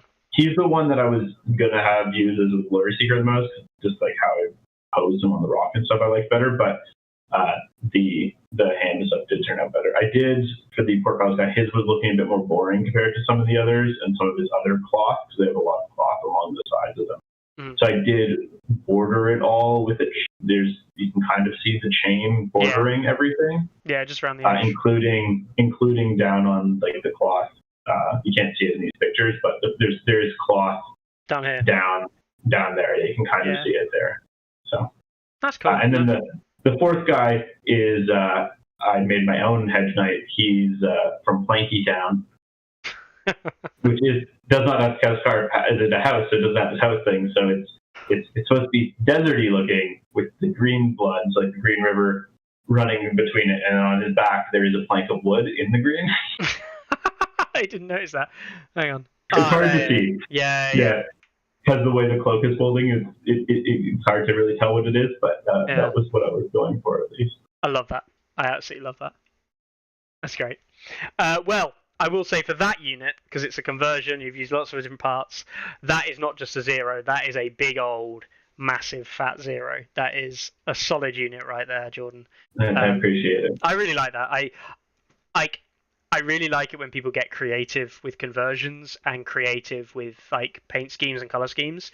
And like, I sometimes rate people having ideas and kind of executing that idea and having that kind of theme and idea, even if they're not amazing painters. I value that more than a good paint job. Mm-hmm. And when someone has that amazing idea and executes it with a really, like, their actual painting skill is also good, which yours is fantastic, I love it even more, because it's like you had this idea and you just went with it and created something awesome. And the thing is, it's unique. No one else would have chosen these houses and had them in this order. No one else would have done this conversion with these pieces from these units and stuff like that. Like, it is truly a unique unit. No one else can ever copy this, and for that, it deserves a lot of praise. So well done. Yeah, I'm very glad it was one of those situations. The issue, not having access to hedge dice drove me towards converting, and then after I did these guys is what made me be like, ooh, I should do the same with my blade men instead of just getting, normal blade men. Mm-hmm. I haven't painted them yet, but my blackguard for when I run Uller and blackguard are converted to have flaming swords because they're the fire guard. So please don't say they call them the fire guard, because then your opponents will be like, oh, they're a fire guard, I'll just put them here. Fizzle. Anyway, brilliant. Well, thank you very much, Jordan. Is there anything else you want to mention before we call it an end to today? No. Thanks for having me. Fantastic. I look forward to seeing what people try and discover from the new Martells. Cool. All right then, guys. Well, thank you very much for turning up. I did say that I would tell you about what's happening regarding the scans or the stuff coming into stats. I have a reputable source who is probably going to be scanning them in, getting as really high quality scans that I will then doctor a little bit and sort out. They won't be as good as kind of like digitally created cards, but they'll be damn close, hopefully. And these will be going up onto the site, hopefully, if they meet Carlo's strict criteria, probably this week. I'll have to confirm with him, of course. It's his work to do regardless. Mm-hmm. So yeah, do check out that. Hopefully get them up this week, but no promises making it this time. It really depends on the quality of the cards that we have being able to enter. And yes, you'd think these ones are good enough, but they're actually not. I mean, that actually probably is good enough. That one is probably fine, but there are a few that are a some little tactics bit low. Cards that are a bit off. Yeah. I know, because I printed off some tactics cards just for practice games. Yeah. But anyway, thank you very much, Jordan, and thank you very much for all turning up. I wish you the best of luck in any events or any games you're playing this week and weekend. I'll probably be back with some more recorded games some point this week. And between now and then, guys, take it easy. Ready? Aim! There's too many! Anyone see my mammoth? Stubby!